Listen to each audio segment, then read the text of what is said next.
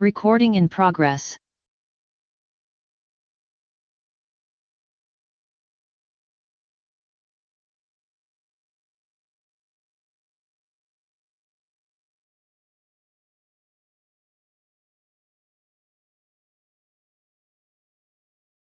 Recording stopped.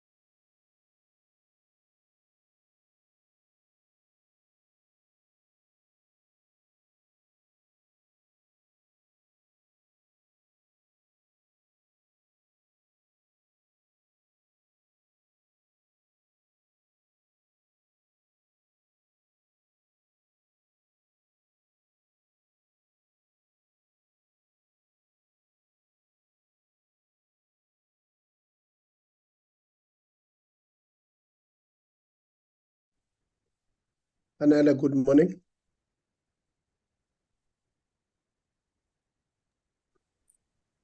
Morning. How are you, Shanas? I'm very well, thank you. And how are you? I'm well. I just wanted to check if my network is networking that side. So far, very clear, but it's still Okay, early thank in you. the morning. We'll see. Okay, thank you.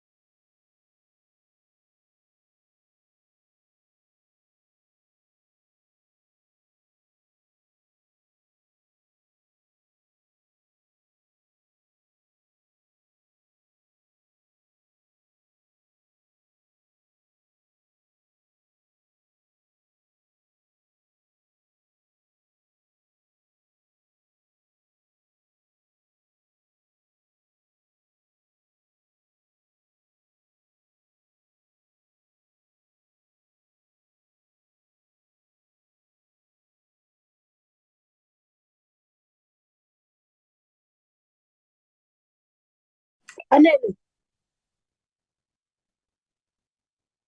Yes, Whip. Puche. Yeah, she's just coming now.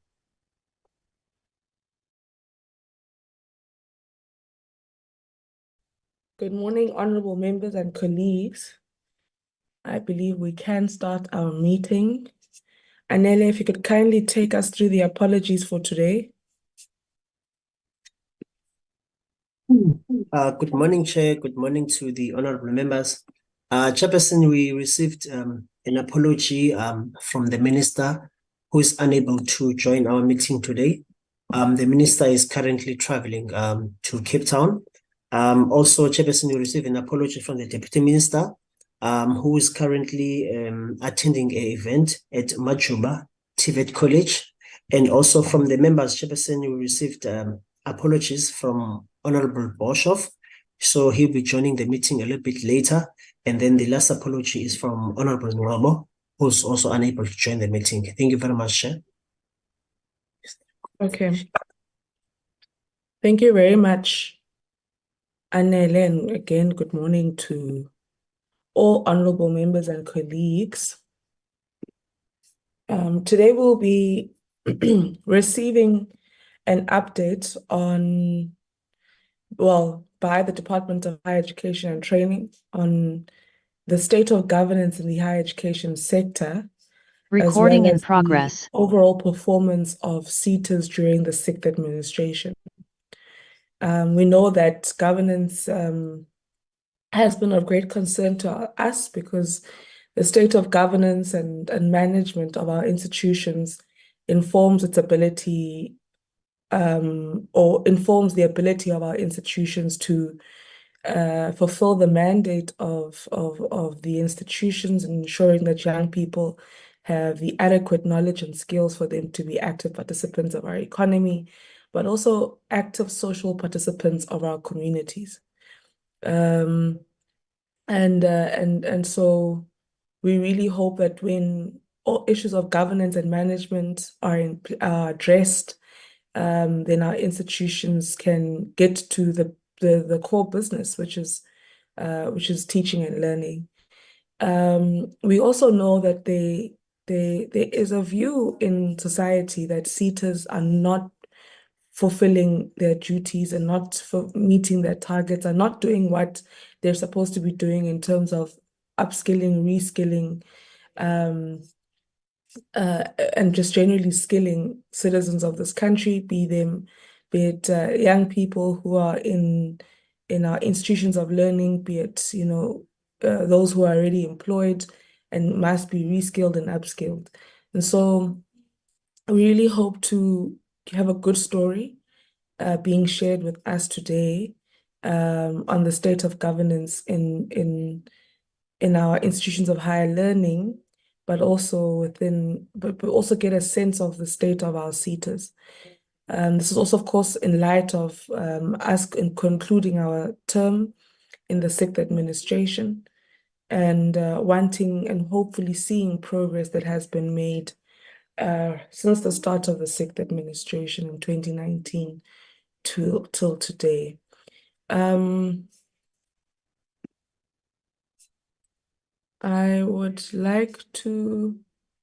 see Dr. Nkosinathi Sishi, the Director General of the Department of Higher Education, is on the platform. So I'd like to, at this point, hand over to the DG to take us through the presentations. Well, the presentation, which is, I think, a consolidated one, and to indicate to the DG that he has an hour to make the presentation, and then we'll hand over to members for comments, questions, and recommendations. Over to you, Dr. Sishu.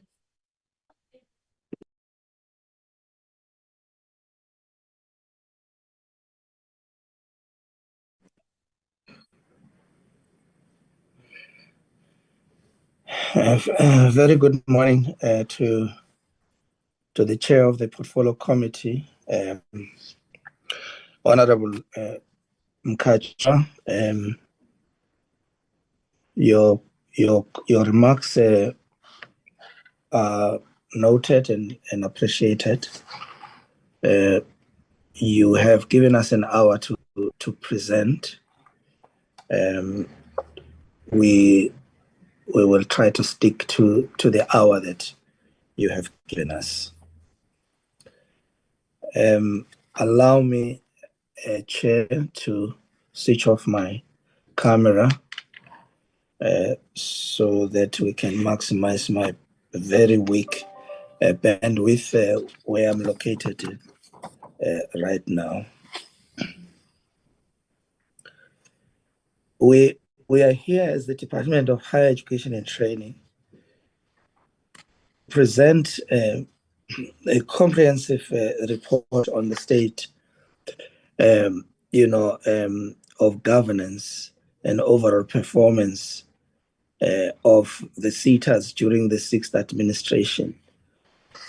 And we embrace this opportunity. And for the period under the review, we have 21 SETAs which were re-established in terms of Section 9 of the Skills Development Act for the period covering the 1st of April 2020 to the 31st of March 2013.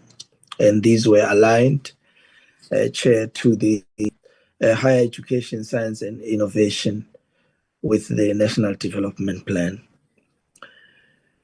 The National Skills Development Plan, which guides the disbursements of the Skills Development Levy, was published on the 7th of March 2019 after an extensive consultation with the National Economic Development and Labour Council, NEDLEC, and the National Skills Authority. Therefore, our report to the Portfolio Committee, and I take this opportunity to recognize all honorable members that are present in the House and to introduce my team that constitute Mr. Mvalo, who's going to lead the presentation for us, but I also have the DGs in other areas to ensure that we account fully to the Portfolio Committee in all the areas that are required of us today. I also wish to recognize the presence of the Office of the Minister, the advisors to the Minister, and both the Minister and the Office of the Deputy Minister, who have apologized for today. The 6th administration chairperson contained a number of outcomes that were set out right at the beginning. And these included that we identify and increase the production of occupations in high demand, that we link education and the workplace, we improve the level of skills in the South African workforce, and increase access to occupationally directed programs. We further support the growth of the public college system, the skills development support for entrepreneurship and cooperative governance, and encourage the support of the worker-initiated training. And this would include the support to career development services as well. The SETAs are also guided by the strategic outcomes for the medium-term strategic framework 2019 to 2025 that include an expanded access to PSET opportunities, improve efficiency and success of the PSET system, improve quality of PSET provision, a responsive PSET system, and an excellent business operations within the Department of Higher Education and Training. These policy directives have guided the SETAs to prioritize, amongst others, workplace-based learning programs such as learnerships, the apprenticeships, internships, as well as skills program. During the 6th administration, the SETA performance was severely affected by COVID-19 the global health pandemic, which resulted in the system having to be faced with the biggest single challenge regarding the reduced estimates for skills levy collections that decreased from 19 billion to 11 billion. It is important that I make this point, Chairperson, because this significantly changed the fortunes of the sector, and representing this reduction of about 8 billion, which is 42% during the 2020-2021 financial year, is something that needs to be taken into account in the and used as a background to explain the how the department led this initiative, notwithstanding the reduction of 8 billion or 42% of its budget. These levies comprise the contribution made by skills development levy system to employers, and as announced by the state president, where employers were given 4-month skills development levy relief as part of the COVID-19 tax relief measures, but also as an indication that as a department confronted with the pandemic, we introduced a set of measures that sought to deal with comprehensively with these matters. Subsequently, as a department, we revised the annual performance plans and targets, and we presented these to Parliament in 2020 on the 19th of August. And therefore, the targets were as follows. Then, we focus on the number of learners and students that were going to be placed in workplaces, the number of learners entering artisanal programs, those that were competent, those that had completed learnerships, and learners who had completed internships, as part of the targets that we set. Though there has been a general improvement in the system performance since the pandemic, this improvement has not been to the level of meeting some of the APP targets, noting that the performance targets were not revised for the subsequent years, owing to the continued implication of the COVID-19 pandemic. To illustrate this point, I wish to indicate to honorable members, Chair, that the targets that required employer involvement included the workplace-based learning in 2019-20, which meant that we needed to achieve 158,651 number of students placed and in the workplaces. And in the 2020-2021, this achievement clearly fell short at 78,000. Now, in the financial year 2022-2023, the placement achievement of 99,000, show an increase. In fact, a significant increase from that low level during the pandemic.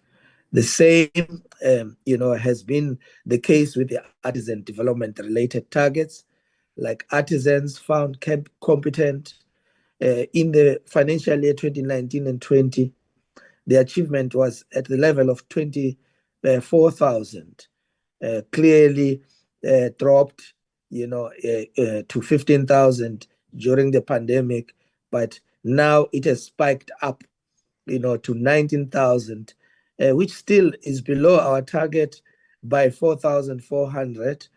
But looking at the interventions of the department, last week we were opening the National Artisan Development Academy in the Free State Province, developed, at the tune of 250 million. One of the kind is that we should be proud of. In this occasion, we managed to share with the public the fact that we, as the department, at the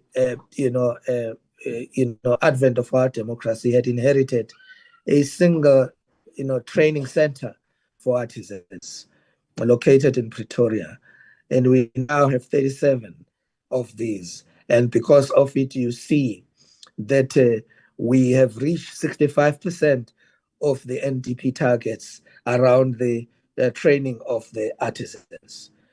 We have worked with our employers, because this has been our focal point, to encourage employers to turn their workplaces into training spaces. We have worked with our portfolio committee to ensure that we increase apprenticeship learner grants from 165,000 to 260,000 from the 1st of April 2021 upon the program that was aimed at consulting our social partners. And these developments can be attributed to the introduction of the ERRP by the President of the Republic of South Africa, President Ramaphosa, post-2020, as a response to the global health pandemic that we are beginning to see the economic recovery of our country, hence improvement in our placement numbers. The SETAs have played an important role in the meeting of the State of the Nation's Address targets, which has led to us exceeding the 10,000 target to 16,000. And last year, we had we increased the targets from 10,000 to 20,000 and still met that target, and in fact exceeded that target. We recognize, Chairperson, that placement, of graduates to workplaces is an important strategic, initiative led by our president.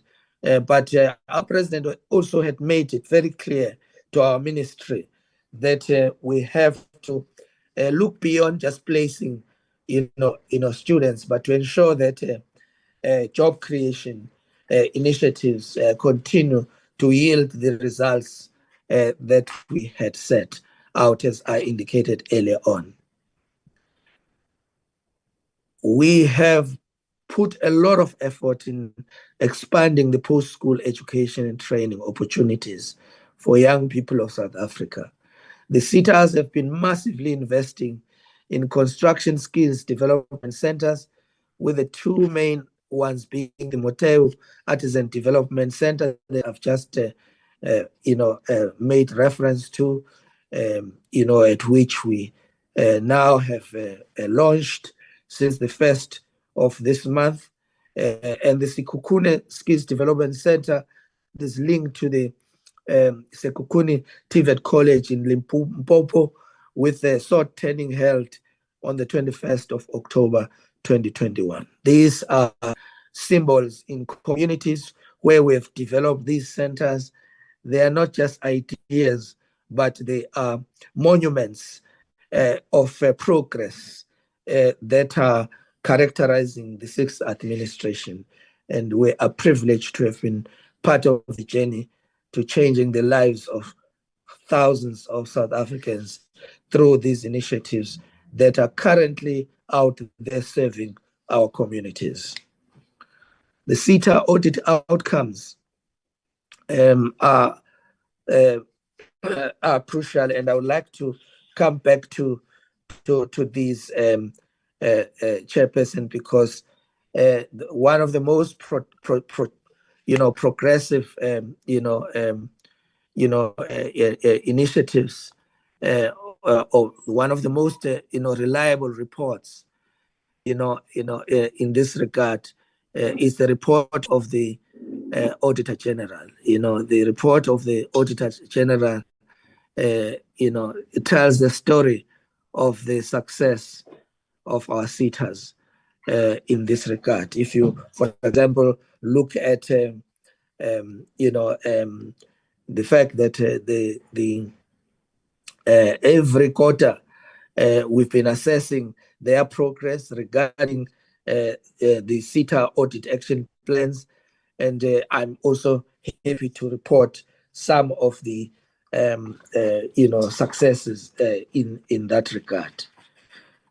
I'm happy to indicate that the LG SETA has come through as one of the outstanding SETAs in terms of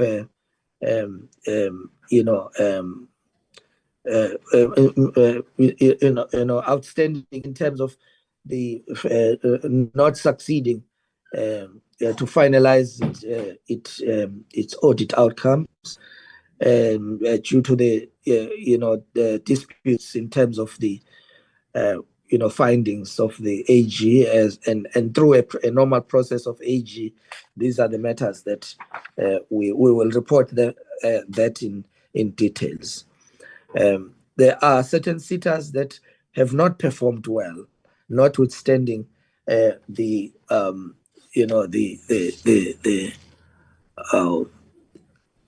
report that shows general improvement. And these are Bank SETA that has received qualified audit opinion on payables from non-exchange transactions, the HW SETA that received a qualified audit opinion on grants, TETA that received a qualified opinion on skills development grants payable due to inadequate records, ETDP SETA also regressed. MEL SETA received a qualified opinion on commitments as the entity omitted to accurately disclose these financials. In SETA, received a qualified audit opinion due to issues around commitments in the prior year contracts, and CETA also received a qualified opinion on discretionary grant commitments due to inadequate accounting records. The services SETA received a qualified opinion on commitments as the entity systems to process and maintain records relating to the projects that were not adequate. Now, those are the SETAs that we've been looking at carefully through our monitoring systems, ensuring that their audit action plans are developed and the mitigation strategies that are set continue to yield the results. I wish to take this opportunity, Chairperson, to get me the presentation by our branch that will cover the broader issues around governance issues in the post-school education and training system. Mr. Mvalu. Thanks very much, DG. Greetings to Chairperson, members of Portfolio Committee, my esteemed colleagues, DDGs, Ministry, parliamentary staff, very good morning. I will request colleagues, maybe Mr. Mgiba, if you can be my presentation so that I go through.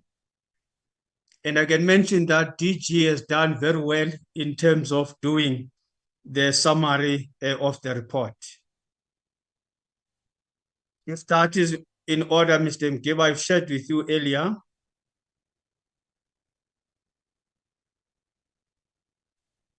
Basically, okay, I'm loading. Okay. Basically, the presentation that will be taking you through, honorable members, is going to be the report for the period 2019-2020 up to 2022-2023. And we can move to the next slide. This is our outline of the presentation. It's a background, a medium-term strategic framework outcomes, economic reconstruction and recovery plan, and I'm happy that DG has already gone through some of these areas. Sector skills plans, national skills development plan, sector education and training authorities and levy system, critical expenditure, especially in areas such as administration, mandatory, as well as discretionary grant, as well as the support of artisan development. DJ just mentioned, amongst others, the huge investment in Motio College, whereby we contributed one of our SETAs 450 million for the construction of that National Artisan Academy in Motio College. The support of centers of specialization, since we have introduced them in 2019, also will speak in regard to our learning programs, and then the audit outcomes. DJ has just quickly gone through as well, but then also I'll just go through when I get to those slides. Here, basically, just to mention, SETAs, DG mentioned that are established in terms of Section 9 of the Skills Development Act, and currently we do have 21 SETAs. We finalized the National Skills Development Plan, whereupon it was agreed at NETLEC that we need to stabilize the system. In the past, we used to have a National Skills Development Strategy, which will be for the period of 5 years. At NETLEC, as well as National Skills Authority, we proposed that let's have a 10-year lifespan of the strategy, in this instance, in the form of the National Skills Development Plan. That meant then, therefore, the NSDP will be for the period of 1st April 2020 up until 31st March 2030, aligning obviously with the National Development Plan.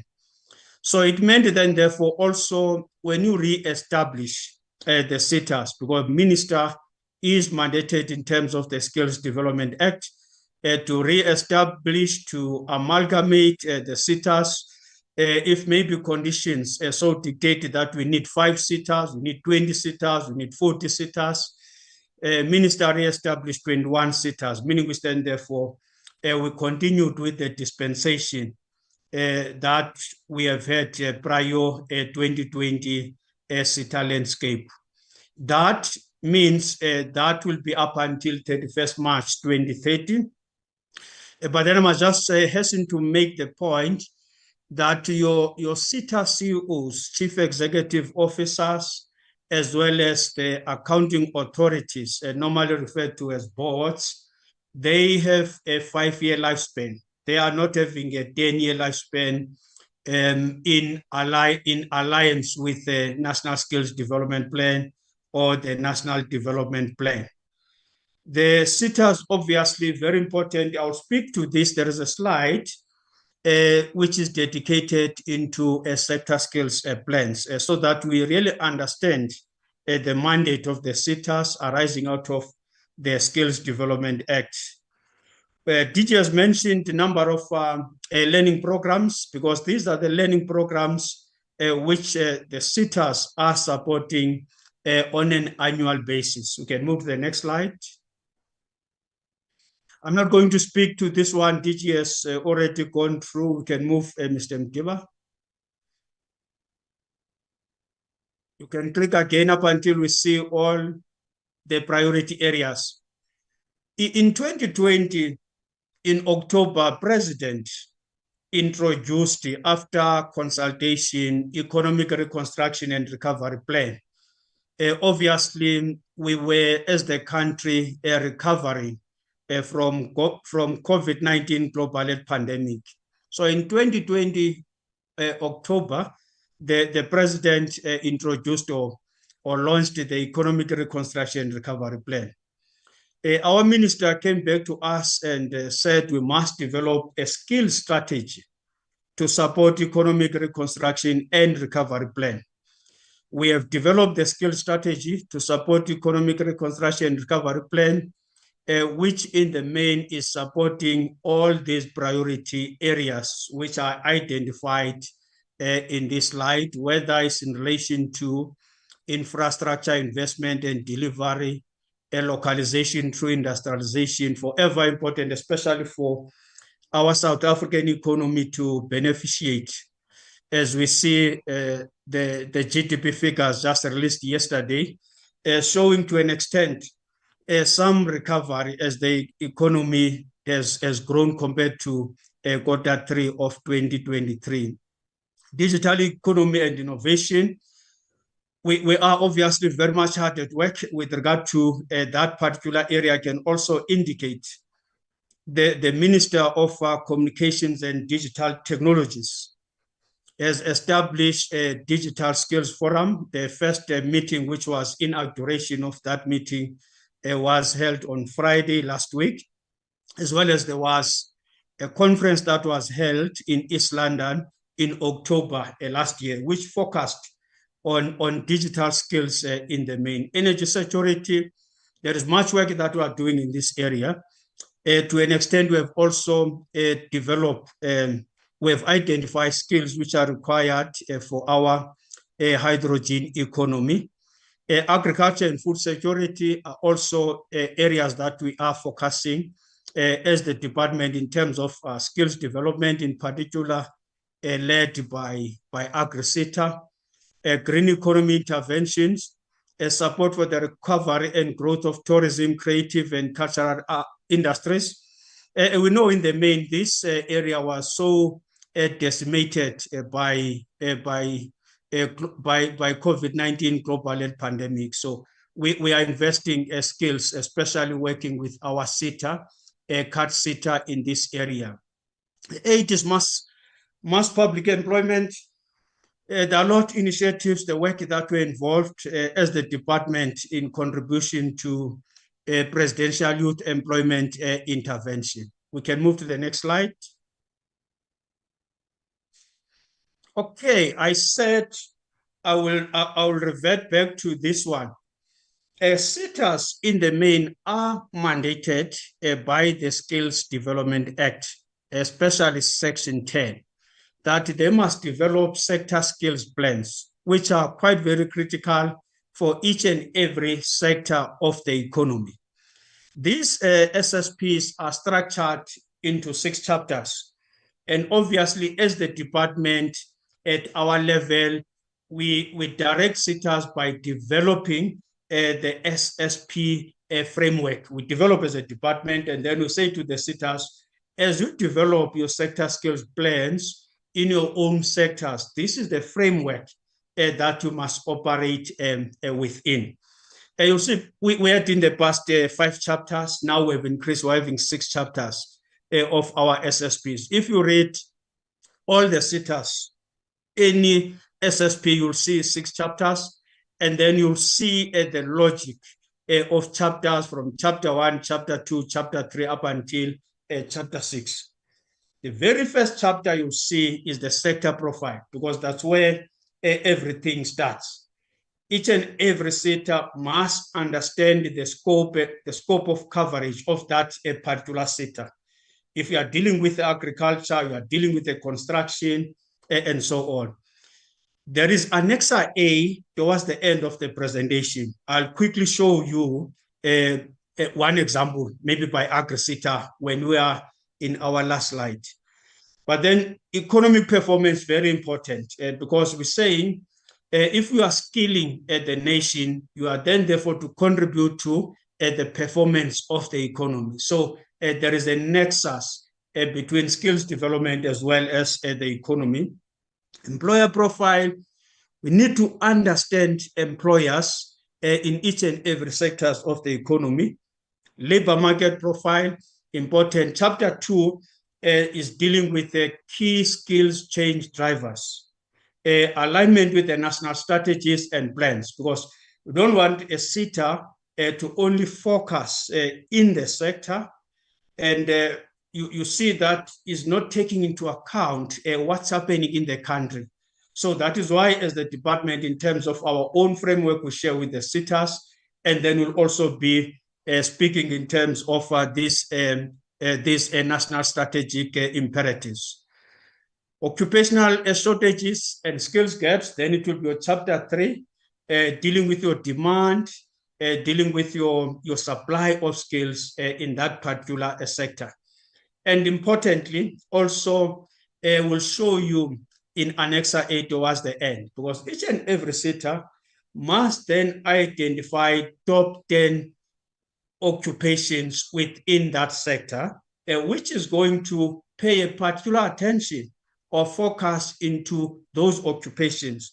But we're not saying if saying top 10 occupations, the SETAs, they must not do work with regard to other occupations, but we have to prioritize. We do not have unlimited resources at our disposals.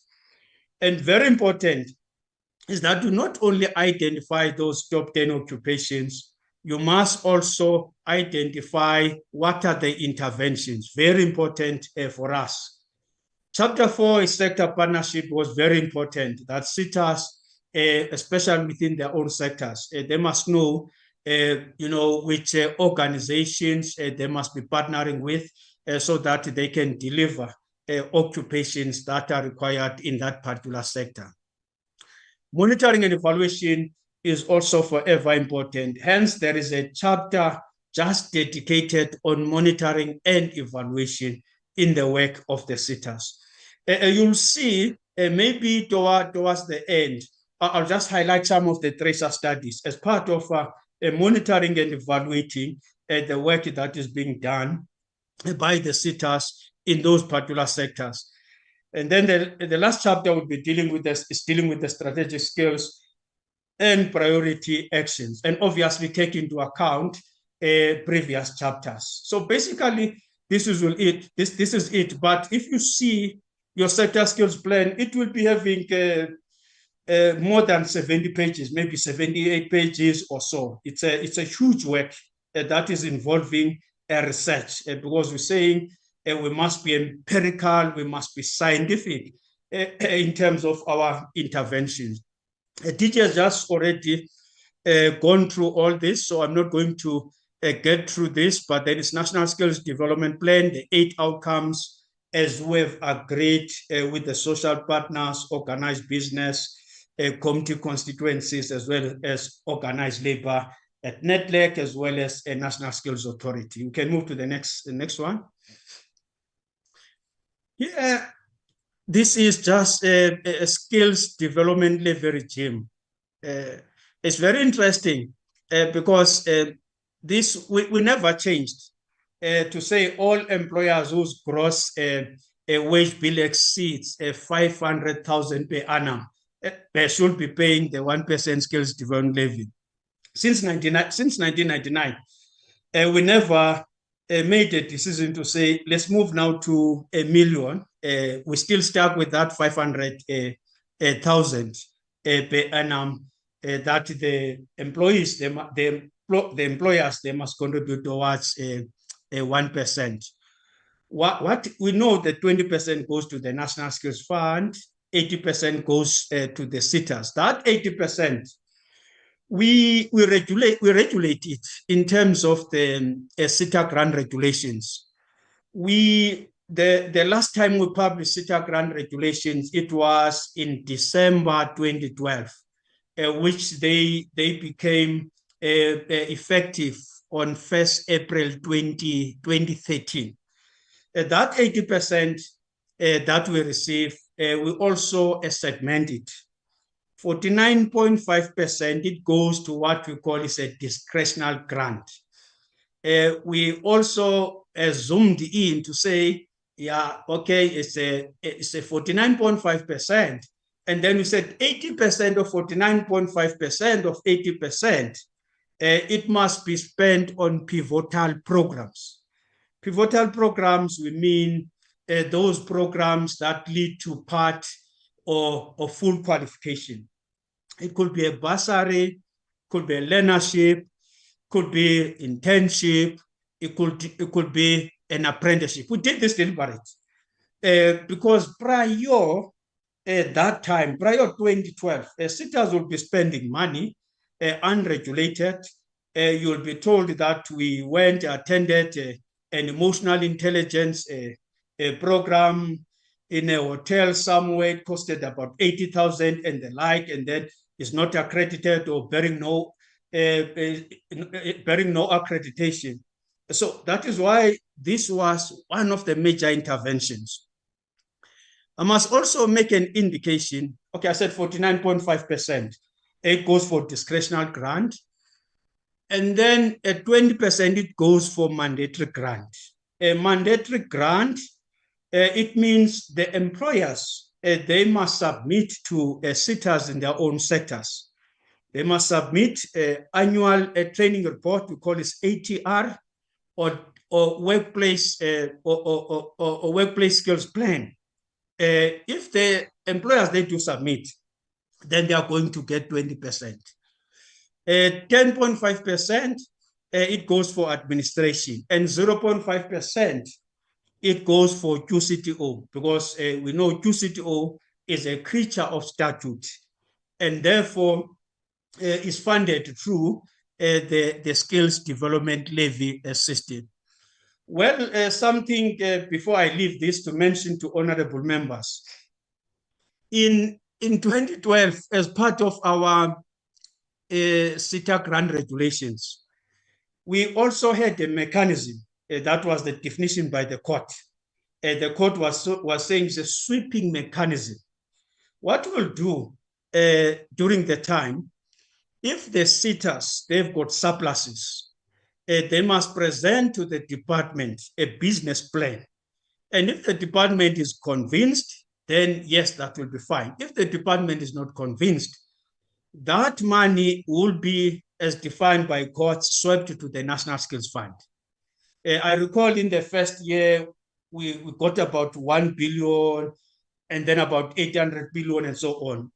But then obviously we're challenged to court to say, you know, the skills development levy, as well as the SDA Skills Development Act, they make a demarcation of 80% to SETAs, 20% to NSF. Now, we cannot. Now, as a department, have regulations that are saying, you know, if there is surpluses, you take that surpluses to NSF.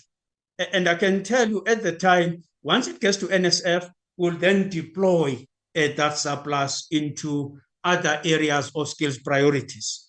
But then obviously we lost the case in court. And then we have to amend the act to deal with the issues of surpluses in a permanent way, as it were. So that is not the matter. We deal with it on an ad hoc basis. So it has to be within our instruments, as it were, our acts. Here, we just showing from 2019, 2020, 2020, 2021, 2021, 2022, up until 2022, 2023. You'll recall I mentioned earlier on about a mandatory grant, which is 20%, discretionary grant, which is 49.5%, administration grant, which is 10.5%. Then you'll see how much we're getting in terms, how much SETAs would then segment or segregate in terms of the SETA grant regulations. In 2019, 2020, you'll see DG was speaking about COVID-19 implications. If you see 2020, 2021, the numbers went down because of COVID-19. There was a skills development levy holiday of about 4 months, whereby employers were not required to pay the levy. So in 2020, 2021, whether you look into administration, to mandatory, to discretional, you'll see that we went down. And this has had impact in terms of the delivery of what the SETAs delivers in terms of skills development. We never had a situation like this in the 5th administration. We've had it in the 6th administration. I should think DG explained quite very well this area. Now we're seeing the economy is recovering. We made mention of the economic reconstruction and recovery plan and a lot of other interventions by government. Now we see that we are getting up in terms of our skills development levy, and then we'll see where they're looking to admin, mandatory, discretionary. You see the numbers are getting up. And very important, because this is very much aligned with the workforce. If tomorrow there could be no workforce in South Africa, then there will be no skills development levy. And we know in 2020, the first quarter of 2020, we had a workforce of about 16.4 million.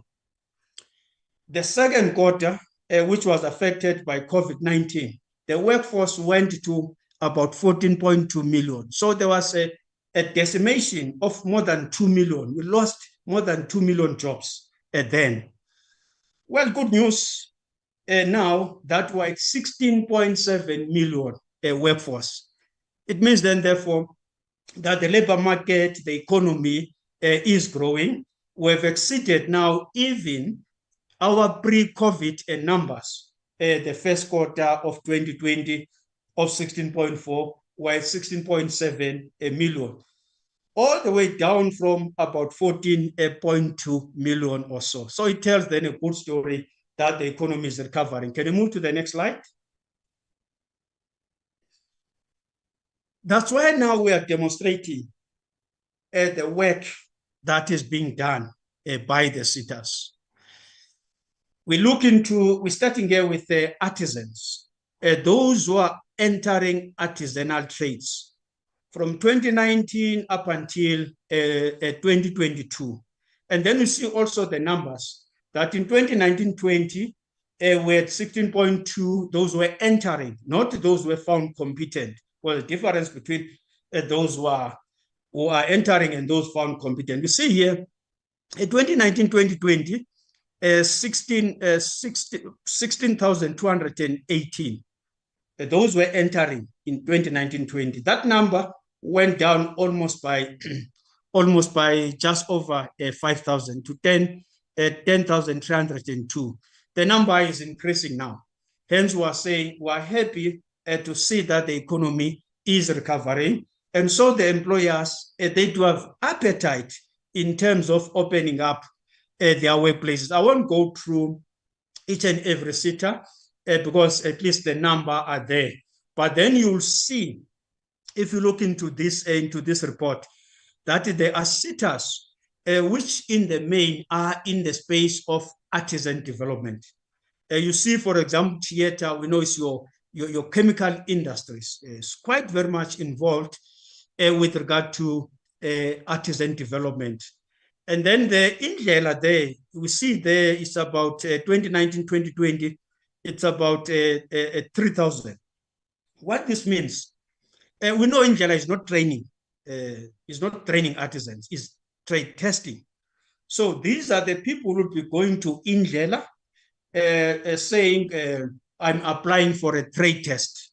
So then about 3,000, you just see that many of those who wanted to enter an apprenticeship system, they went through Indlela. It's good news because we know this is a public institution. That is why our investment to Indlela, we work very hard to ensure that we're making it the state-of-the-art institution in Indlela so that it can deliver to this mandate. Perhaps just to mention, we know we've got more than 300 trade test centers across the country, which are private trade test centers.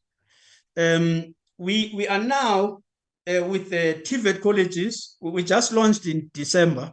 Minister launched in Soweto, the welding one in Molapo campus of Molapo campus in Soweto, which is the first one of its nature to have been opened in Soweto. Soweto, big as it is now, is having at least welding trade test center. We can move to the next one. The next slide is now the completion. This is what then you link with your National Development Plan target, your 30,000, because the NDP is saying 30,000 artisans produced. It's not saying 30,000 apprentices or learners entering apprentices. The previous slide, those who are entering. This one is those whom we have found them competent. And then you'll see also here most of the SETAs, which are very much involved in terms of artisanal trades in this slide. You see your mess SETA, you know, it's one of the massive SETAs in South Africa, operating in the area of manufacturing and engineering. the numbers are always very high. If we look into numbers as to how many people who have been trade tested in the country, we would rely in the main from SETA, because SETA is always bringing a lot of numbers, and obviously EW, SETA, DHET also will be coming.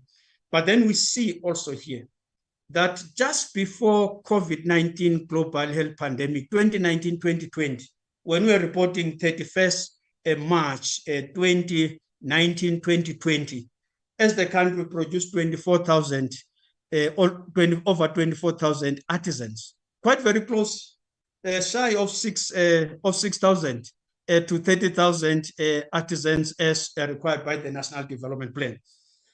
Then the following year, boom, then it went down because of COVID-19. And your workplace-based learning programs, they rely on employers. I cannot even force DHET to say for learnership, you must have about 200. The DHET will be saying, we've got the spaces for 50. So it's always a difficult one when you strike the balance with regard to any other program when you deal with your workplace-based learning program. Neither honorable members we can say to Parliament, Parliament, can you place 500? Because Parliament will say, no, we can place only 20. So this is the challenge when you are dealing with your workplace-based learning programs. 2021 went down. Good news we see. DJ has mentioned that we're seeing an increase of about 4,000. Now went down, and then we're coming up 2021, 2022. So it tells us then, therefore, that the economy, the labor market, there is improvement, and we need to appreciate. DJ was saying these improvements, in as much as they are there, they are not yet assisting us in terms of meeting our targets. And our targets were set before COVID. They were never set after COVID to take into account what is your baseline. They took into account 24,000 if you look into artisans. So that is why they are high. And then we agreed as the department to say, no, let's just, because there was this skills levy holiday in 2020-21, we said, okay, let's revise our APP there. But then it didn't take into account what happened, COVID-19, and we know its effects continued even beyond 2021, but our targets remain the same even next year, as we'll be finishing our cycle. We can go to the next slide. Perhaps also to mention there's some good news. The artisans that we are producing as the country are young people. About 69%, you can round it off to 70%. It's young people. If you look into that number of 19,536, it's young people. And it's something that is exciting, that is interesting, that we need to support. And obviously, we need to do a lot of work with regard to women, because I should think we're somewhere about 4,000, just over 4,000 of that 19,436, which will be equal to more or less 23%. So that's why we need to invest. And then that's where the career development services come into the play in terms being led by the DM, Decade of Artisan, going to schools, meeting with employers, encouraging young girls to venture into artisanal trades. Here, I'm not going to go to just illustrate in this only one slide. Here, we are showing the work that is done by the SETAs in terms of supporting centers of specialization, which is a critical project ever launched by the post-school system in 2019. And even if you look into here, you'll see, if maybe I'm using the nomenclature that is common, the pass rate. Those young apprentices who enter through centers of specialization, the pass rate is quite very high. And then in your first encounter is above 80%, above 80%. And when they go for the next encounter, for the second opportunity, they all get through. So it tells us then, therefore, that we need to invest so much in our centers of specialization. I'm not going to On the next slide, we'll speak the same thing. We'll just move. We just Let us move the round same thing. Yeah, Let us come round on. off, Mr. Here, also, I'm not going to go into detail of the numbers. The numbers are there. We just looked into learnerships, internship, skills programs, just to show the work done from 2018, 2019, and 2022, 2023.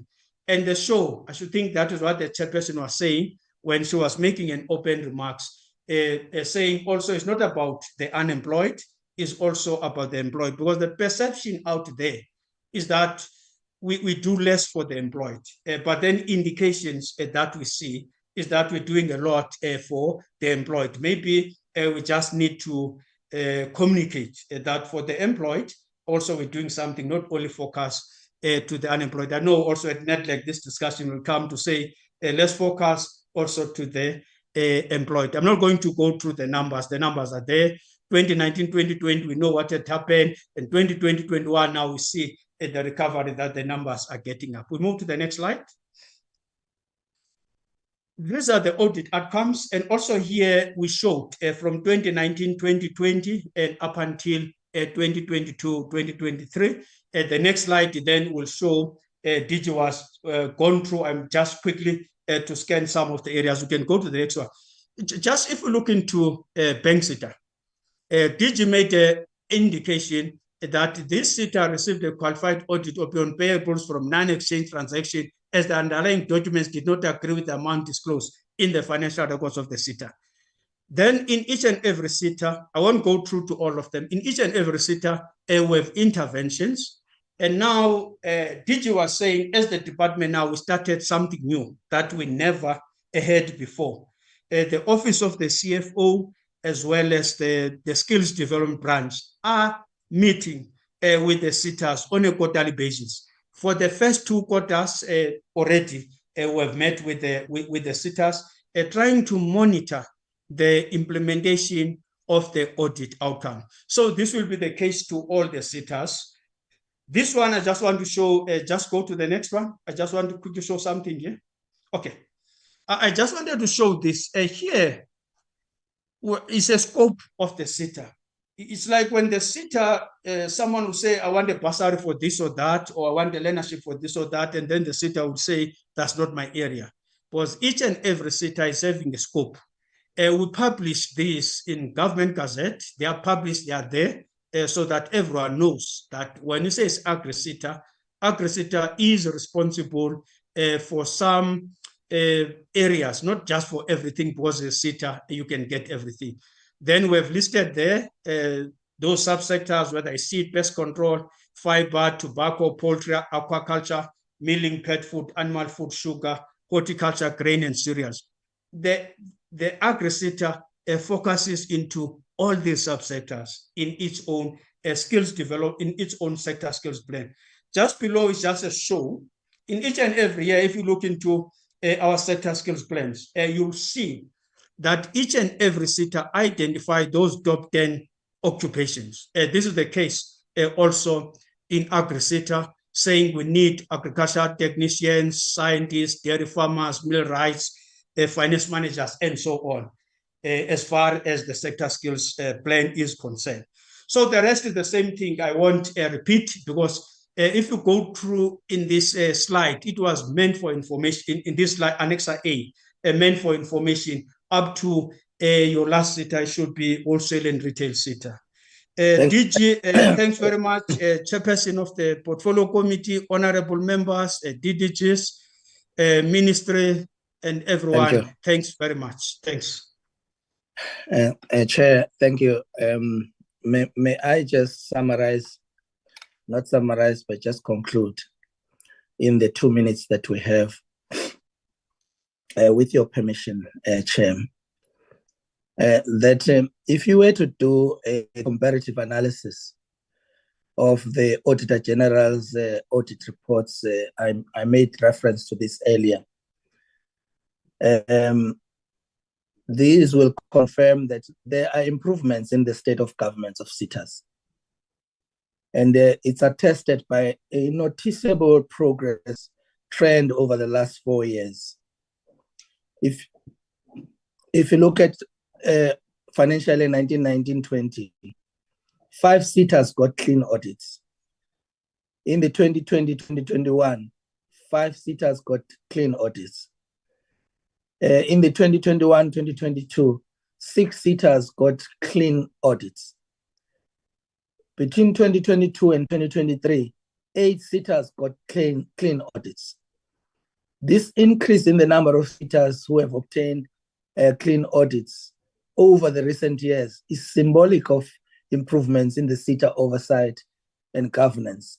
It confirms that the internal control measures, at SETAs are improving, maybe not at the level that we wish to see. Lastly, I also wish to bring to the attention of the members of parliament that there is currently no SETA which is under administration, as it has been over the previous years. This is due to some improvements in the manner SETA governance and oversight is performed by our department.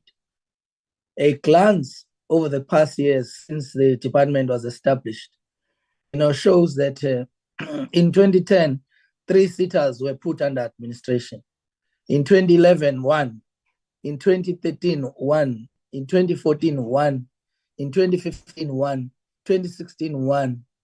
And in 2017 to 2019, there's no SETA that was put under administration as a result of poor governance. In 2020, 1 SETA was put under administration. And from 2021 to date, to currently, there is no SETA which has been put under administration, which is another sign confirming some level of improvements based on interventions that Mr. Mvalo has comprehensively presented. But in our presentation, we make no mistake of not indicating our problems and slow progress in other areas.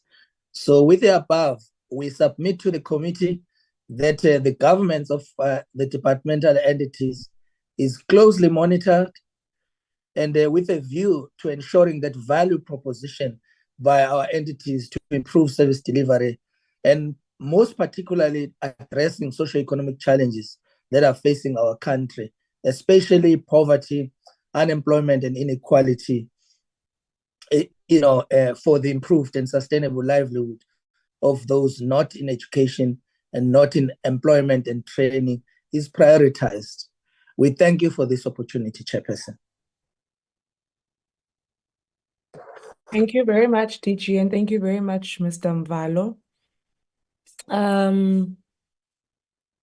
I would like to, at this point, request and see if there are any members who would like to make any comments, questions, or recommendations.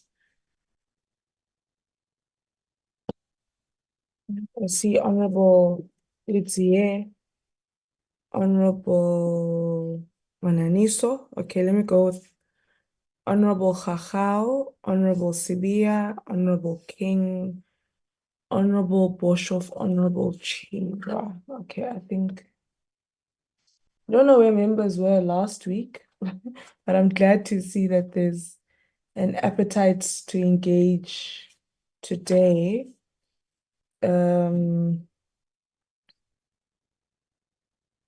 Just 1 second, kindly.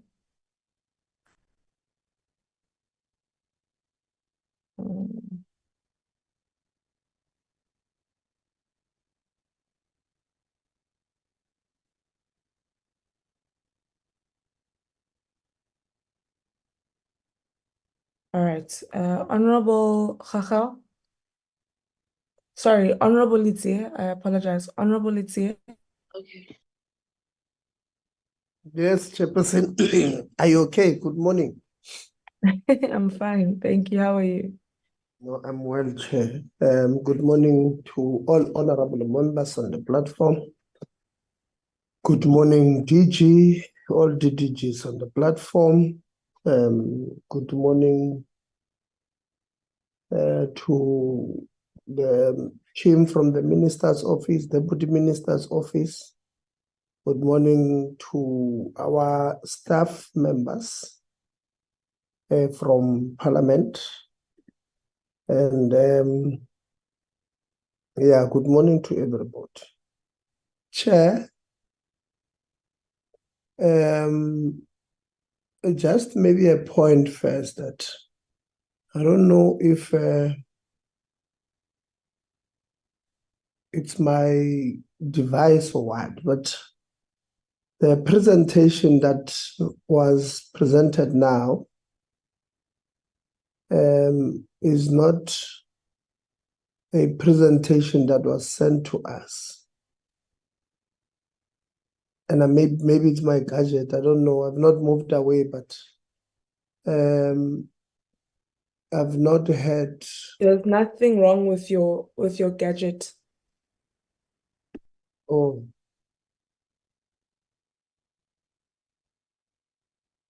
We did a summary. Chair. Sorry, you were breaking there. I think I heard something about summary. Oh, yeah, I was asking maybe they did a summary because on the presentation they gave us, they did indicate the state of governance of institutions. Today, on the presentation, it was not there, but yeah, I thought maybe it was my summary or my device, but they also may have not went on to present on the state of governance at TVET colleges, which is I don't know, a concern as well.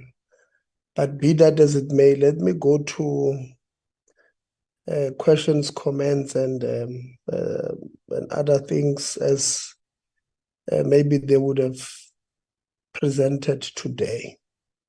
Honorable Itzia, sorry, before you come in, I also picked what your concern up, and I don't know, was assuming perhaps colleagues are saying you've received the presentation and this is the summary of it in order not to spend too much time presenting something that we've received. But your concern is valid because not much was touched on it at all. I don't know if we would like to afford them because we are sitting at 10 o'clock. There are quite a few hands up. There's about 7 hands that are up, and then including my input, so about 8. So I don't know if we would like to continue with the premise that we have read the presentation, or if we would like to afford the DG and his team, I don't know, perhaps 10-15 minutes to lift any key issues relating to governance in the entire sector. I don't want us to be delayed though, but if we are interested in hearing any remarks outside of the presentation, we can afford them an opportunity to say something about that. If I can suggest, maybe Chair, I think I agree with the principle that would have said we have received their presentation, we've went through them, but maybe in future, even though they do a summary, the summary must cover all aspects: the university branch, the skills development branch, and the TVET branch and the CT branch, all branches that could have been on the presentation. I think maybe even if they could have touched, maybe the DG touched on a number of them. I may have my network issues at the time. Maybe on his opening, he did touch on those, but I don't mind going ahead asking my questions if all other members are fine with not getting a presentation on those things, or just a high-level mention on those things, Chair. That's my view on it. You can maybe check with all other members. All right, members' hands are up. So if you do have a problem, colleagues, and you would like, if there's anyone who's averse to the idea of us just continuing with our comments and questions, given the fact that we have read the document, the presentation, which is inclusive of all that has been presented, then please do open your mic. But if you're fine and we can go ahead, yeah. Okay, I don't think there's anyone who has a problem. I think we'll take the presentation as read. But it must be noted that let us summarize inclusively. Let's not pick what we summarize going into the future. Of course, the DG in his opening remarks would have covered a few matters. You may continue, Honorable Itziya. Yeah, I'm starting afresh. Thank you very much, Chair. Let's welcome all the presentation and the opening from the Director General. Maybe just a DG to make a point that we received this presentation yesterday around 1:05 p.m. And want to maybe make a point that this is not supposed to happen, because every other time, I'm sure when the committee secretariat sends you what to cover, we've always, Chairperson, said that at least by Friday the presentations must be in. This will allow members enough time to go through the presentation to thoroughly prepare for this meeting. As things stand, I mean, if you receive a presentation at 1, and yesterday we're all in Parliament until just after 5, so it means you are just giving members, you know, in the evening, a night before, to go through the presentation, and that is not acceptable. So I hope this will be the last time this thing happens, Chair. And maybe let's go to the first part, DG, on the university, on the governance of universities. If you look at maybe slide 8 till slide 12, on what you gave us yesterday, where you are using a lot of graphs there, which you know, are defined by colors, a different color representing a university and all of that. On the self-assessment of councils, I think the graphs there really are not, you're not clear, you know, even the you know, those graphs, they just don't making sense. So SETAs, yeah, I don't know what does that mean. Are these institutions on their self-assessment believing that they are stable? Do they believe they are not stable? What are the issues? Maybe you know, if we can next time do, even if you do a graph, man, it must be able to self-explain itself. So as things stand, what we are seeing there, it does not look pretty. Let's fix it moving forward. On slide 15, on Mangosuthu University of Technology, again, you are saying that the third progress report is due, but you don't say it's due by when. You don't say, because that's one university that is under administration. You don't say when it's due. When is it due? Was it due yesterday at 1 when you sent the report, or is it due today? Was it due in December? Is it due in September? Or what are you talking about? You know, when you just say the thing is due, it doesn't really give us anything to work with. Is it delayed? If it's delayed, what are the challenges?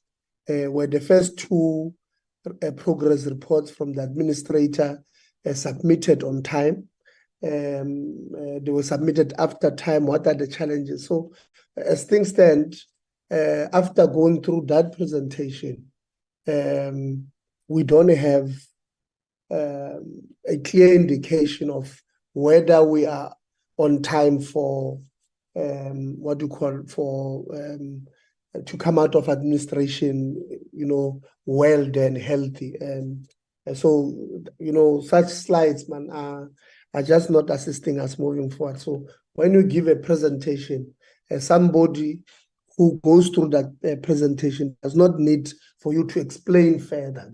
The reason why that is information sharing, that information should be able to be interpreted by anybody, and it must make sense to them. So as things stand there, where I do have a serious problem with the information that we are sharing. I don't know whether Mangosuthu University of Technology will come out of administration anytime soon. I know that the administrator was given 2 years from around August in 2022. 2 years ends in August 2024. Are we on track to get out of administration? If so, noting that the appointment of vice chancellors normally take around 3 months, are we on track to advertise around May, June? For the vice chancellor to be appointed immediately after or just before administration ends. So that information you have shared there really is really handicapped, and we hope that maybe moving forward, even today you are going to clarify, but moving forward we'll avoid sharing such half-cooked information. Again, on what do you call this thing, on proofreading of what you are sending. Slide 6, if you read it, it speaks about Fort Hare. Slide 16, sorry, it speaks about Fort Hare. But the last bulletin there, it just, I pelelanga digit, there's some text missing at the end there. So you don't know whether that was done intentionally. You think maybe it overlapped to the next slide. It's not there. So please, man, let's try to proofread even our own submissions. Slide 17 on the University of Mpumalanga again, where you are saying that there are allegations that some council wants to extend the vice chancellor's term beyond or extend the second term, which is against their own statute. You are then saying the investigations has been done. We don't know whether it's been done by the university, it's been done by SETAs, it's been done by the department. Seated here, after reading that, I'm more frustrated than before I read it, because I don't know who's doing the investigation, where will it move from where to where, and all of that. Again, I think slide 27. You give us an indication on TVET colleges, governance of TVET colleges. You give us on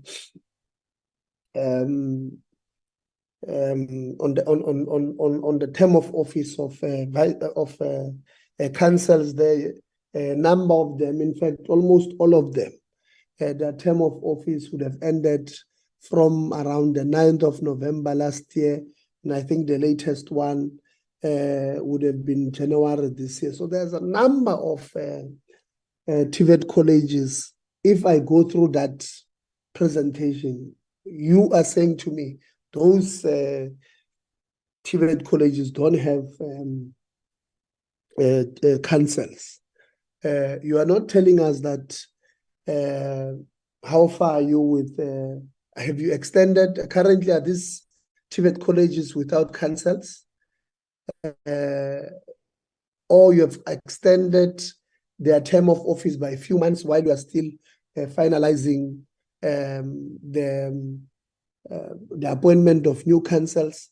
At least me, I know that I did see some adverts where you advertised for council members, but somebody who's reading that presentation who did not see that advert does not know whether you have advertised or not, does not know if you have extended the term of office by a few months of these councils, or these councils are these TVETs are councilless. So the information that would have shared is not really assisting us who may not have that information. So moving forward, when we do so, can we please share some thing in there?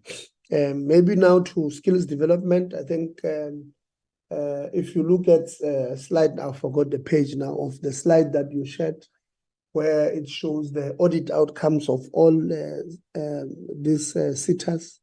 You will check that. I'm sure Chair and all members on the platform will confirm that the SETA that we have interacted with the most than any other SETA would have been services SETA. I'm sure we've interacted with that SETA not less than 8 or 10 times. And if you look at that slide that you shared, it's the only SETA that consistently they've continued with their qualified opinions. If you look at all the 4 years, and I'm seated here where I am, DG and DDG Mvalo, I have no doubt in my mind that we're still going to get a qualified opinion in that particular seat. And this is not because I don't like them, but it's because seated, I don't think last year, the AG, when I saw the AGs on the platform, they can confirm, they put up an audit action plan, which they did not follow themselves. So I wanna, in that seat, we've got a serious problem. I just don't know what is it that the department, DDG and DG, you can do to assist that particular SETA, because I don't think they are going to improve their audited opinion anytime soon, because I think for me it's not that they can't. I think they just don't want to. It's my view, and I may be wrong. So if you look at that, they are the only SETA consistently with a qualified audit opinion. They are not, well, they might regress. I think there's no way they'll get unqualified. I think if anything, if there's some change, it will be a regression in that particular SETA. So maybe you can tell us, you are saying that last 2 quarters, you have developed something that Mvalo, that every quarter you are meeting with the SETAs. Maybe if you can share with us, are you following up on those audit action plans, and what is the progress as far as that is concerned? There are a number of SETAs. I think Mer SETA is one of them, where there were issues of allegations of corruptions and all of that. And the last time we met with them, it was just a Hollywood show there, acting everybody. In fact, almost everyone who came and appeared in Parliament, there was acting.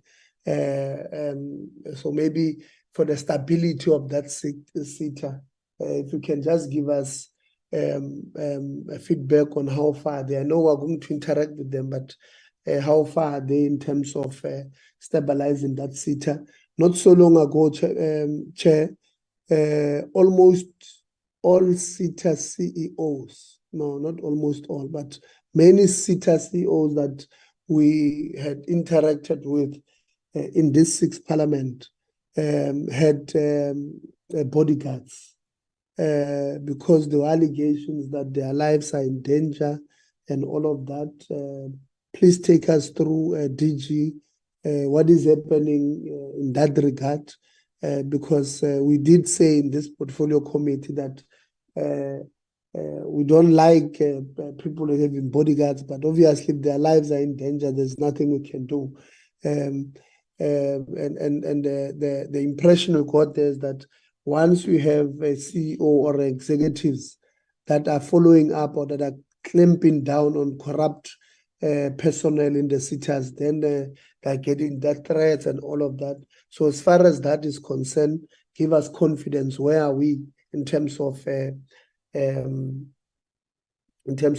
all of those things? I think and maybe just towards the end to deal with some noting, Chair, that it is encouraging, DG, to see that many SETAs in terms of performance, at least many of them, if not all of them, I don't think I've seen one, maybe there's one or two, which, maybe health and welfare would have been one, if I'm not mistaken, that performed around 48% in the 2022-23 financial year.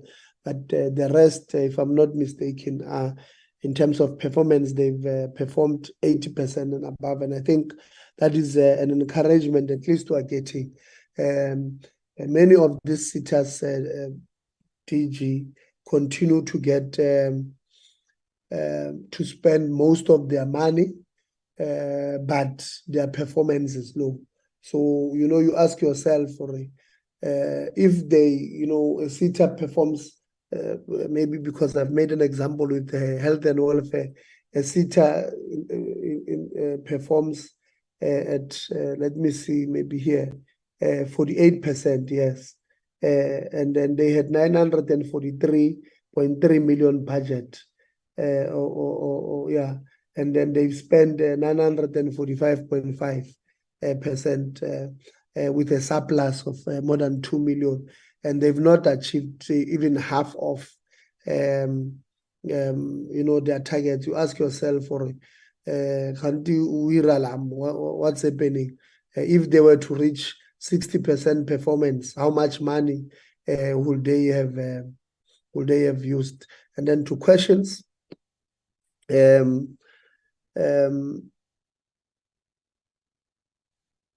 Total, and this one, I know they might not have the answers now. They might need to collate with all the SETAs.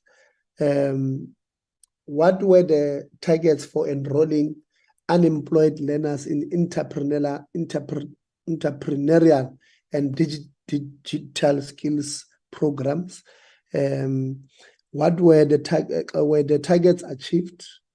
If not, how many were enrolled? What was the percentage of enrollment? And what were the reasons for not achieving the targets?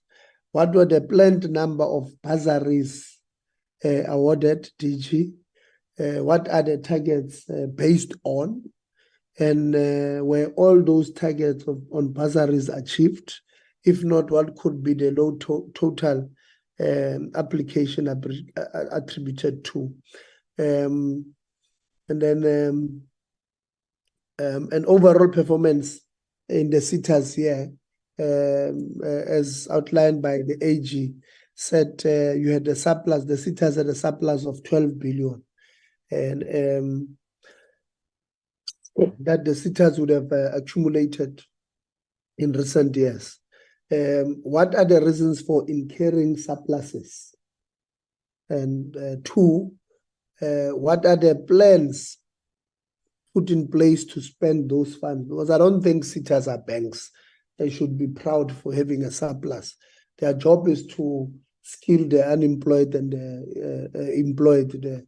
So I will not sit here and celebrate the surplus when the statistics from Stats SA says the unemployed number still continues to grow.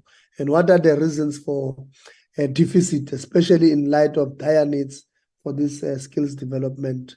This may require the department indeed to review the legislation to assist with the facilitation of shifting some of these funds where required. And then maybe lastly, Chair, in the interest of time, the AG would have raised an issue with an appointment of certain board members. And then, would have said some of them were not vetted when they were appointed. And this constituted irregular expenditure because those people were paid board appearance fees, whatever you call them there. DG, who is responsible for conducting the vetting process of board members? Why were those board members not vetted? And what was the vetting process conducted after the board members were appointed? If yes, did all the board members meet the vetting criteria? Those who were vetted after they were appointed. If not, how many board members did not meet the criteria? And what were the areas of disqualification of those members? If the vetting process was not conducted after it was raised or picked up by AG, why was it not conducted? And is there a standardized vetting process for all SETAs? Maybe, Chair, in the interest of time, let me hope that other members will ask some questions that I've left. Thank you very much, and good morning. Thank you, Honorable Itia. Honorable Gagau.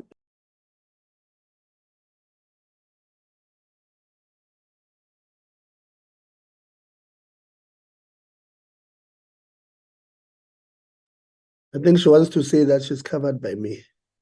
Honorable Karabo Gagau.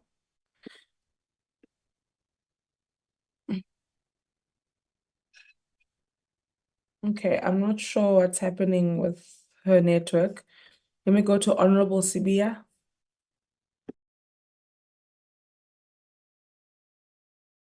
Thanks, Chairperson. Greetings to everyone.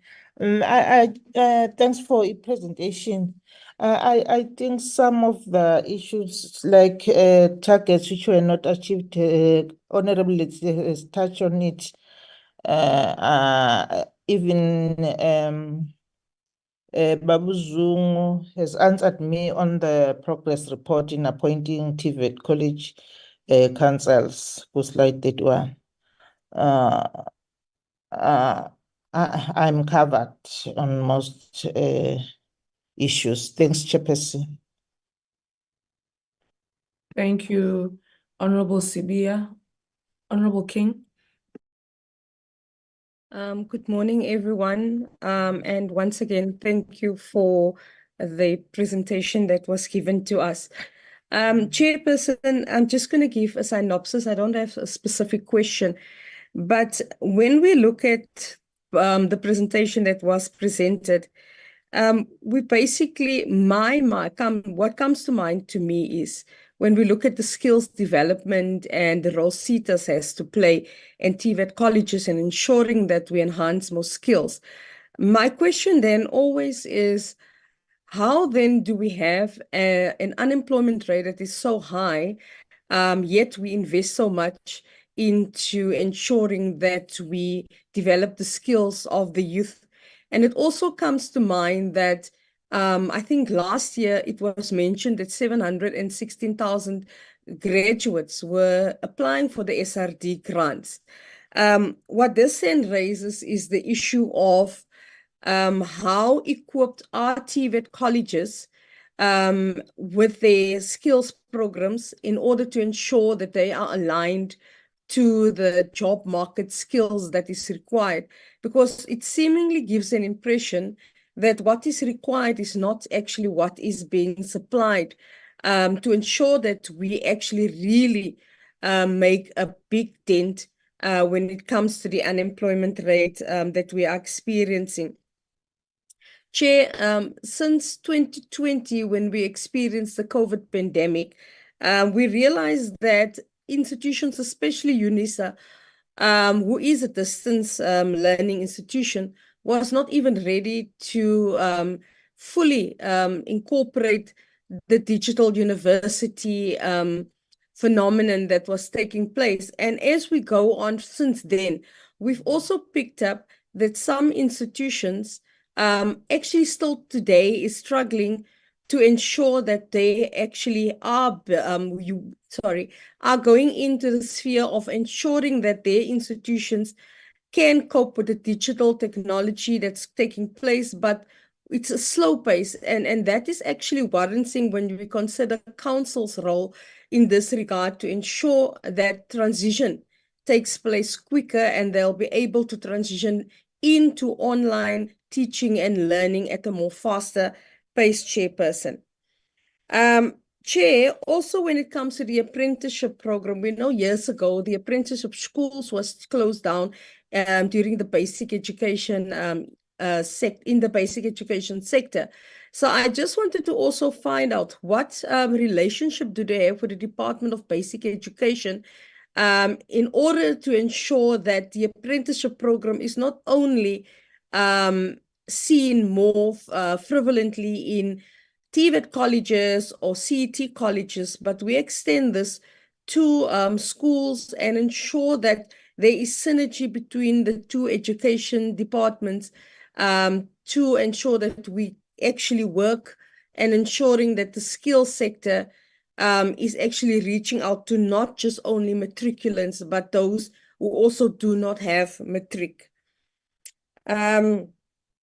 Chair, I wanted the DG to actually explain, because we know governance also goes hand in hand in ensuring that they have a stable network connectivity, but also to ensure that they have stable electricity. We know with the instability of electricity in the sector, that was not even mentioned by the DG on how that impacted the governance of institutions and also to ensure that teaching and learning would go about unhindered, because that is one factor that I think the sector cannot ignore, because it's having a dire impact and it takes out a lot more funds from institutions to ensure that they have stable electricity supply to their students and academic staff. Chair, what I've noticed since I've been in this portfolio over the span of 2 years was that you see more and more universities, even though we're saying they are autonomous, but we also see an issue that there is a thin line when we want to separate public college universities from the government. We see that becoming a little bit more thinner and thinner because of the underperformance of university councils, where you have to have more government or political interference. And that raises a big concern with the autonomous nature of institutions when they are now starting to be governed by politicians in order to ensure that they steer themselves into the right boat, or also where we see more on councils, politically aligned individuals getting seats in these councils, which in the long run will actually have a detrimental effect on the council governance and its ability to actually keep the autonomous nature of their institutions. What we also have not seen in the presentations, and we know that is something that always comes to mind with councils, is the policy review.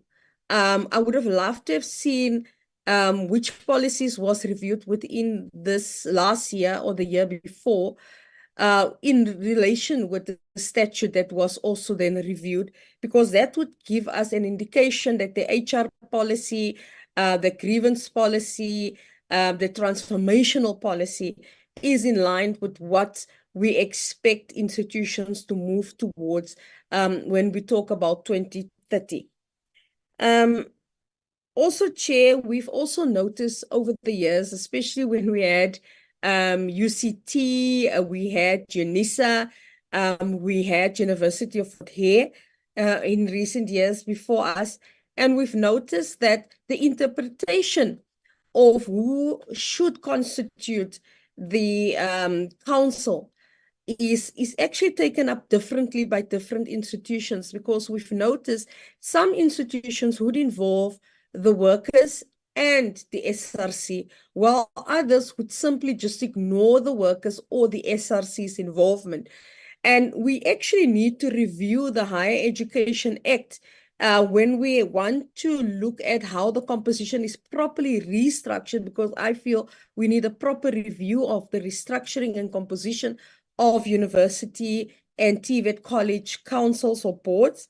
And we also then need to seriously reintroduce, because it was not actually introduced, it was just put into a government gazette, the draft policy on institutional types, because I feel that would be a groundbreaker in looking at the composition of higher education institution, and also then to steer and streamline the councils into that sphere because that would really be a game changer with all the comments that was given in the draft report, if that can actually, in the 7th Parliament, appear before the Higher Education Act, portfolio for proper discussion and maybe incorporation when they review the amendments to the Higher Education Act. Chairperson, with regards to SETAs, I've gone through some of the board members of some SETAs that I wanted to check on. And I've also noted, Chair, that the issue that we also have is the fact that most of the board members of SETAs don't actually have the necessary experience within the sector that they are supposed to be leading. And that raises a concern because, as it was rightfully said, without the workforce, there will be no levies. And given that the levies come from the sectors themselves, from the business industry, it is going to be vital that we also review the board compositions of some of these SETAs and see that political alignment is not the major focus, but more the focus to ensure that we have industry experts who's got experience in the field, not only nationally, but abroad, in order to steer the SETA sectors into the right direction. I echo what Honorable Letia also said with regard to the audit action plans. My concern with the SETAs is we've seen some of them have been regressing over time, but we also see some have been stagnant at the same level, which basically says that there's no proper monitoring and evaluation taking place with regards to the SETAs achieving their audit action outcomes that they want, that there has been a lack of financial monitoring, and that there is also questioned and raised on the chief financial officers in those particular SETAs, with the ability, if the accounting and audit departments are up to skill, to ensure that they actually put forward proper documentation before the Auditor General. So that is one issue that also needs to be looked at. We can't be having this recurring on a year-to-year basis with no proper consequences, and then we see board members remain in their position for up to 2 to 3 terms, and that is very concerning, Chairperson. And that's all. Thanks, Chair. Thanks, everyone. Thank you, Honorable King. Honorable Chachao. Thank you, Chairperson. Excuse that you couldn't reach me earlier. So, Chair, just the first thing with what Honorable Letia spoke to, I share parts of his concerns, and I think the reason why there's a dissatisfaction is because even the presentation, although we received it late, even the presentation that was presented is lacking a whole lot of information. So the summary that the DG and his team gave is truly a summary of an incomplete presentation. Incomplete in the sense that it does not reach all the corners of the scope requested on the agenda. So I think that is the problem, Chair. And perhaps in some of the questions that members have raised and are yet to raise, we will see what loopholes still need to be covered. But I do think some members have already touched on that. So the first thing is, I just have 3 things on my end. The first thing is, we have in this committee spent a lot of time coaching the department and whoever's presenting on the type of presentations they're supposed to make and how they're supposed to land to give us information. And again, in line with the loopholes of scope request, what I did not see in the presentation is, obviously, if we're asking for the overall performance, sure, it's great to know which council exists where, and all of those things. But we want to know, of the projects that you've had, of the investments that you've made in certain institutions, at certain departments, at particular whatevers, how much money was spent? What was the plan? What is the outcome? And what is the benefit against all of those things? Was the money worth spending? Was the initial plan worth rolling out? Do we see successes? Do we see failures? What are we learning? How are we improving? So those are a lot of things that were missing, and they were touched in the summaries given by both the presenter and the DG on some of the things, like, for example, at the Mateo TVET College, with the artisans and all of those things. Those are things that should be in the presentation and should be easily readable, but aren't there in the presentation, but are just there as just sparkling effects for the summary, which I think would do the department justice to actually brag, if they want to, about these things, so that we have a full comprehension and ability to analyze truly what work has been done. Because currently all we have is just the administrative flex of the SETAs across the years, litting with missing information. So I would request, Chair, if it is the will or the mood of the committee that this presentation goes back and comes back, that it factors in all of these things in the same way that other presentations have been able to do from the same department. And they possibly didn't have time to do all of these things because the presentation was late and seems very rushed. So maybe if they had more time or put more effort into it, I wouldn't even be raising the things that I'm raising right now. So that's just one, Chair. And the second thing is there is a general public fear that SETAs have become a dumping ground for comrade rejects, or sub rejects of comradeships, of people who didn't emerge somewhere they find expression within SETAs, and therefore that's why we're not really seeing much movement that is happening within SETAs as far as rolling out programs that are meaningful, as far as impact and development is concerned. I would like the DG to please verify whether there's any truth to this, and if there isn't, or if there is, what is being done to ensure that the quality of people who are occupying positions within SETAs at leadership level, at management level, and just at bottom level altogether are qualified to do the job that they're doing, and that they are relevant, particularly because we don't want a case where the whole sector is plagued with a public administration that is, I don't want to use the term lackluster, but that is sub-good. Yes, let's use that. That is sub-good. To ensure that we have a labor force that actually knows what it's doing, that has the capacity to roll out the things that they're doing, but that's also futuristic in their thinking and bright and young and energetic enough to be able to meet the needs of not only the nation, but to meet the goals of the current government. So that's that. Just DG, if you can give us that. Do you have any audit of the current administration? When last was that done? What does it look like? Is there a promise? Are we trying to get rid of people to replace them with actual people? What are we doing? And then the last one, Chairperson, this links to the first point that I had raised on the type of information that is lacking in the presentation.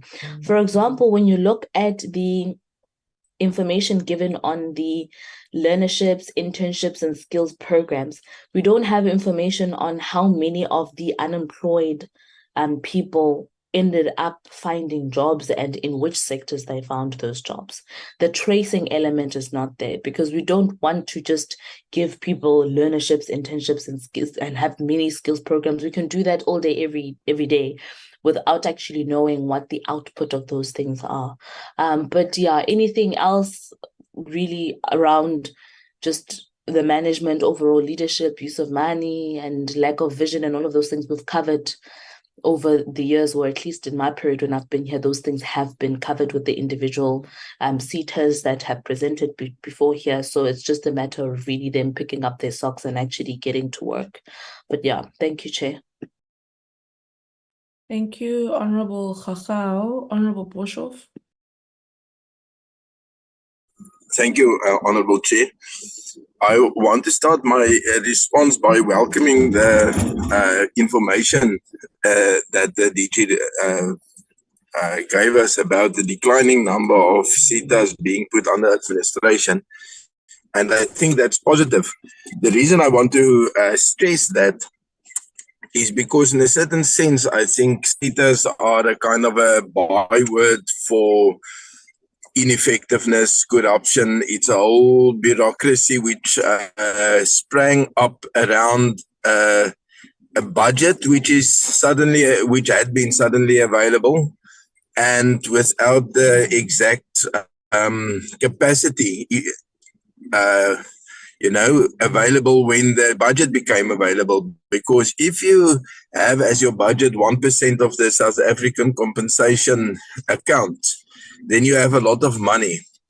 And there are two things that one should not do in public administration. The one is having a plan without a budget, trying to implement the plan without the budget. And the other one is having a budget and you don't know exactly what the plan is. Now, when all the SETAs, I think the SDL and the creation of the SETAs and the skills development fund, the skills fund, sorry, I think that's more than 20 years ago, some 23 years, if I'm not wrong. And a lot of experience has been gained in the meantime. And I think it was Honorable King, or was it Honorable DHET, who referred to the possibility of a revised higher education framework, legal framework. And in the same sense, I think one would have to look after 20 years at the SETAs. Are they really fit for purpose? Do we need those many boards? We referred, several members referred to the boards and the quality and problems with SETA boards. Do we need those many boards? Because those are highly qualified people if they are, fit for the reason that they are there, and either you find it very hard to find them, or you don't find them, and you have to work with people without the necessary experience and knowledge. So the other thing related to that is that I would like the DG's response to this idea of revised legal framework also for SETAs. I'm not in favor of a kind of hopscotch playing with curriculum and with educational framework. Just after the start of the majority government in 1994, we had that in basic education with Curriculum 2005, quickly followed by a revised national curriculum, and then the present one. You could almost say every time you get a new minister, you get a new curriculum. And that created chaos in the basic education environment, of which I think it is recovering at this moment. Now, we don't want the same, but revising the SETA environment after 20 years, I don't think that would be termed rash action, or 25 years. So I would like to have his comment on that. The other thing is the whole thing of, which was also mentioned by the presenters, I'm not exactly sure who now, about workplace placement, which is a problem. And it's one of the unintended consequences of our labor legislation that it is indeed very difficult to gain workplace experience, because employers don't want to employ me until they know whether I'm going to be worth something, but they can't know if I'm going to be worth something because I haven't had chance to prove it. So the kind of workplace placement with SETAs, with that whole system of learnerships and so on, is it's a very good idea. It takes the risk from the employer, and then puts the onus on the employee to prove that he or she is a good option to employ full time. And maybe a very short answer, because I know it's not exactly the correct platform for that, but we are all representatives of political parties who have many employees, and we participate in paying our skills development levies, and maybe he could give us just an outline from the perspective of the perspectives. How could political parties contribute towards that? For what kind of qualifications? Because I know, I think we are here, we want to contribute, and maybe we don't always know exactly how. Thank you, Chair. Thank you, Honorable Boshoff. Honorable Chirwa. Thank you very much, Chairperson, for the opportunity, and greetings to everybody that's present on the virtual system. I want to ask on the issue of double dipping. I don't know if I'm digressing or just going overboard. Chairperson, you'll advise, but on the other presentation, not the one on governance, I want to speak on the issue of double dipping, right? Because I feel like our analysis isn't cognizant of, in many cases, of the insufficient funding from government funding interventions. And I want to find out from the department on how they mark double dipping and how they evaluate double dipping. Because if you're using one funding resource and to fund your residential area and the other to fund the course you're studying in, do we still consider it double dipping and something that should be stopped, firstly? And second to that, I want to know the scope of how they want to work towards dealing with the issue of double dipping, being cognizant of this particular thing. And second, on the issue of SETA board members, I think there are colleagues who've touched on it, but what we are leaving out is that this whole issue on the vetting processes being ignored might be pointing to a bigger issue at hand, which is nepotism, abuse of power, and in some cases, even exploitation. So I want to find out how the department can look into broadening its scope of investigating this repetitive occurrence of these patterns that keep happening. And on the issue of governance, DG, we even spoke about it the last time, but we were not able to get into the details of it. I hope you can be able to appraise me this time on institutions being placed under administration, right? The sentiment was that racist facilities are being treated with leniency by the department as opposed to predominantly Black-based and Black-led institutions. So I want to find out more on why this is still the case. Like, you have a very soft hand on dealing with white institutions or predominantly white managerial institutions like Abostel and Bosch, who have governance issues that can be ranked on the same level as other institutions we've had a harder hand on.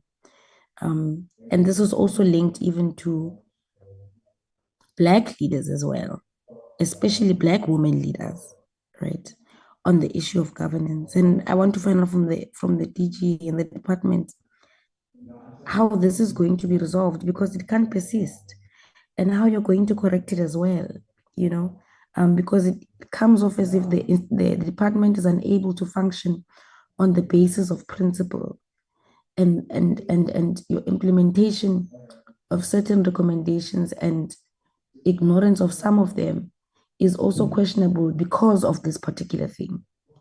And also in relation to that, with the investigations that are being conducted in higher learning institutions that result in certain recommendations, like the institution being placed under administration, does the department consider the complete independence of persons that are given the responsibility of investigation that is also cognizant of historical context as well, right? Like, how does the department arrive at the conclusion that independence suffices, considering even historical circumstances or historical events of certain individuals?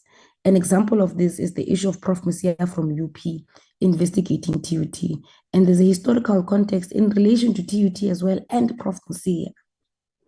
And then to UNISA as well. You know, so how do you really measure independence in the people that you place to investigate or oversee investigations that is cognizant of historical context as well. Thank you very much, Chairperson. Thank you very much, Honorable Chirwa. Honorable Yabo.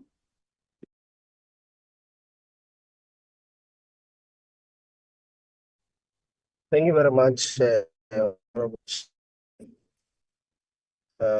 Let me greet yourself, honorable members. Let me check. Am I audible, Chair? Yes, we can hear you. There's a little bit of some sound at the back, but it's okay. We can hear you. Thank you very much, Honorable Chair. Let me also extend my greetings to the DG of the department, the Minister and the Deputy Minister in absentia, the leadership of the department accompanying the DG, as well as everyone on the platform. Good morning. I want to start first, Chair, by speaking to the governance issues or the governance part of the presentation made. And one particular area that has drawn my attention is the slide that deals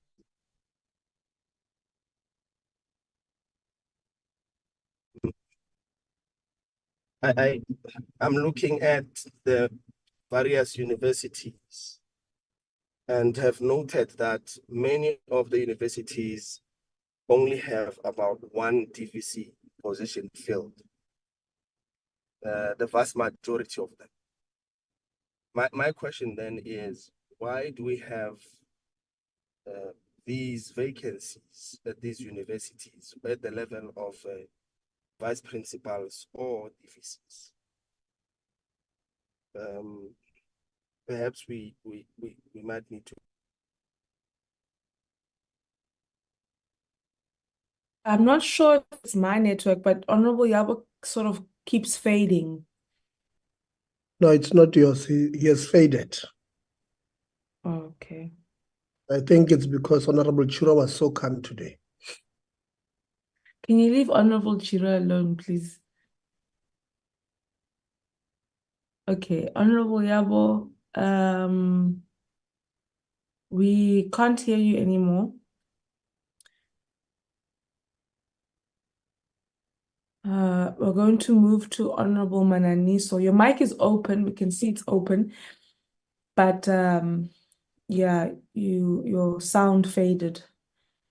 So I think you can try and log out and then log back in, and then maybe when Honorable Mananiso is done, we'll come back to you. So let me just go to Honorable Mananiso. Thank you, Chairperson. And let me start by greeting all the members and the department on the platform. Chairperson, one will start by acknowledging the presentation. And I want to say, with the inputs made by members in terms of what needs to be improved on the report, the department can just do the submission in terms of making sure that we get the flesh that other members have alluded that it's missing on the report. As we normally do, that we would request a department to send what we think that has been omitted through writing within 7 days. So I would want to say to the department, they can do the same with regards to today's presentation. Chair, I want to actually acknowledge the remarks of the DG with regards to the AG report that is telling a good story about our SETAs. Indeed, if we can check where they come from till to date, one can say there's progress. However, DG, I would want to say to you, as we speak issues of empowerment and development and issues of trying to address triple challenges, one is too many. So my concern is about those other SETAs that you are looking carefully on in terms of how to what they need to do. It is important that they actually do what they are supposed to be doing in terms of ensuring that they perform adequately so. Because this sector is one of the sector that I believe that it covers most of the people that are vulnerable and marginalized. So there's a need that come the 7th administration, people would be not speaking about other SETAs being left behind in terms of performance, but they need to make sure that they pull up their socks and actually do their work. I think on the issue of governance, Chairperson, I would want to say that this issue of acting positions and vacant posts is one of the things that create instability in the sector. We have seen when we are engaging with TVET colleges how the issue of acting people can actually destabilize the sector or the institution. So there's a need that perhaps the department give us a detailed document in terms of those particular vacant posts on and when are they envisaging to make sure that they occupy those particular posts, so that we get sense if really we are moving at the right direction with regards to addressing issues of governance. Chairperson, on the 23rd of October, when we got a briefing as a committee, the AG reported that the local government SETA had not submitted its financial statement to the AG. So I want to know, is there any updates with this matter? And if so, they can do it with submission. One of the issues that the AG has been reported on is the issue of project management that continues to be a challenge in some of the SETAs. And as a result, they struggle to produce commitment registers that are complete and accurate. So I want to know, Chairperson, how has this been addressed? I have noted, Babu Mvalo, when you were speaking, that they have strengthened the issue of monitoring evaluation for their chapters. However, one would want to get sense if on how do they do this monitoring and evaluation? Do they go through oversight, or is it done through meetings? And does these SETAs have specific people within the different SETAs who are designated to deal with M&E? If not, what could be the situation around monitoring and evaluation? I want to check as well, Chair, because of on their presentation, we get sense that they were affected. Most of the skills development program were then affected by COVID. However, I wanted to check, how did the budget cuts affect their sector from 2023 to date, and how did they deal with that situation? Chair, I would want to as well get the mass public employment program spreadsheet that will be in detail, as Honorable Khao could have said that. Can we get specifics per the learnership, apprenticeship, bursaries, skills development training broadly?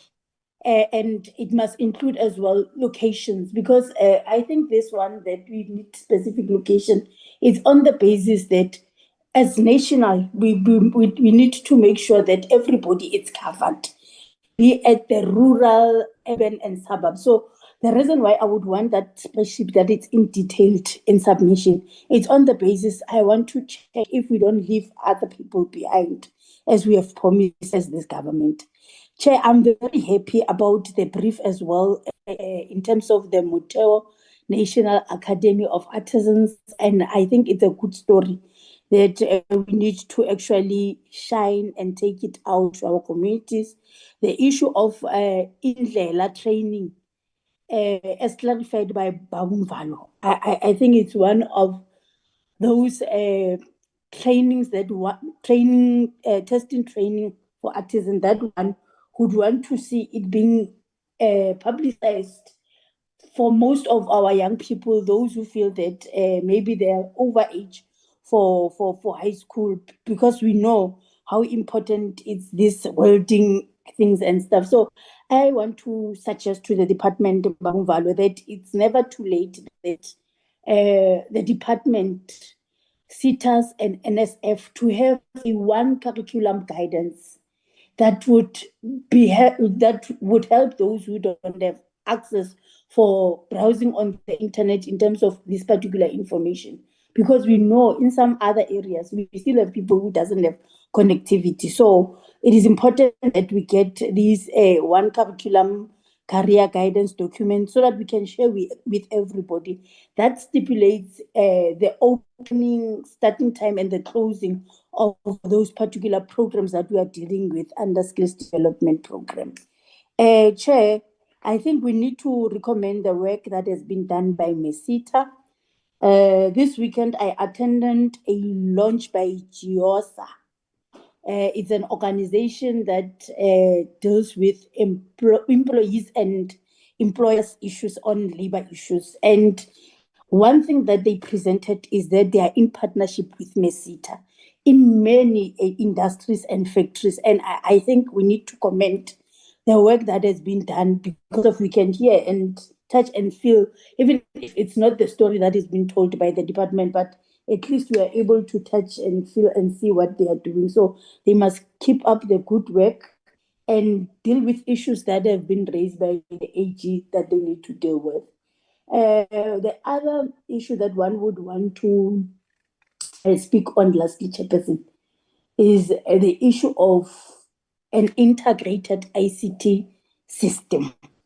I think this matter, it must be done urgently so that it deals with issues that Honorable Shura have raised, the issues that duplication, issues that people who are benefiting while they are dead and stuff, so that we deal with those small things that we think that people are using to do their own corruption. I think if we can have that particular system, people will stop politicking about things that they hear on the streets, that so and so is deployed because of that particular person didn't make it on a certain list or congress. So it is important, DG and Babumvalo, that you ensure that when you create that ICT system under NSF, make it sure that it includes the database from all these particular SETAs. That's it for myself, Chairperson, and thank you. Thank you, Honorable Manani. So can I check if Honorable Yabo is back and would like to ask his question? His mic is still open. Honorable Yabo.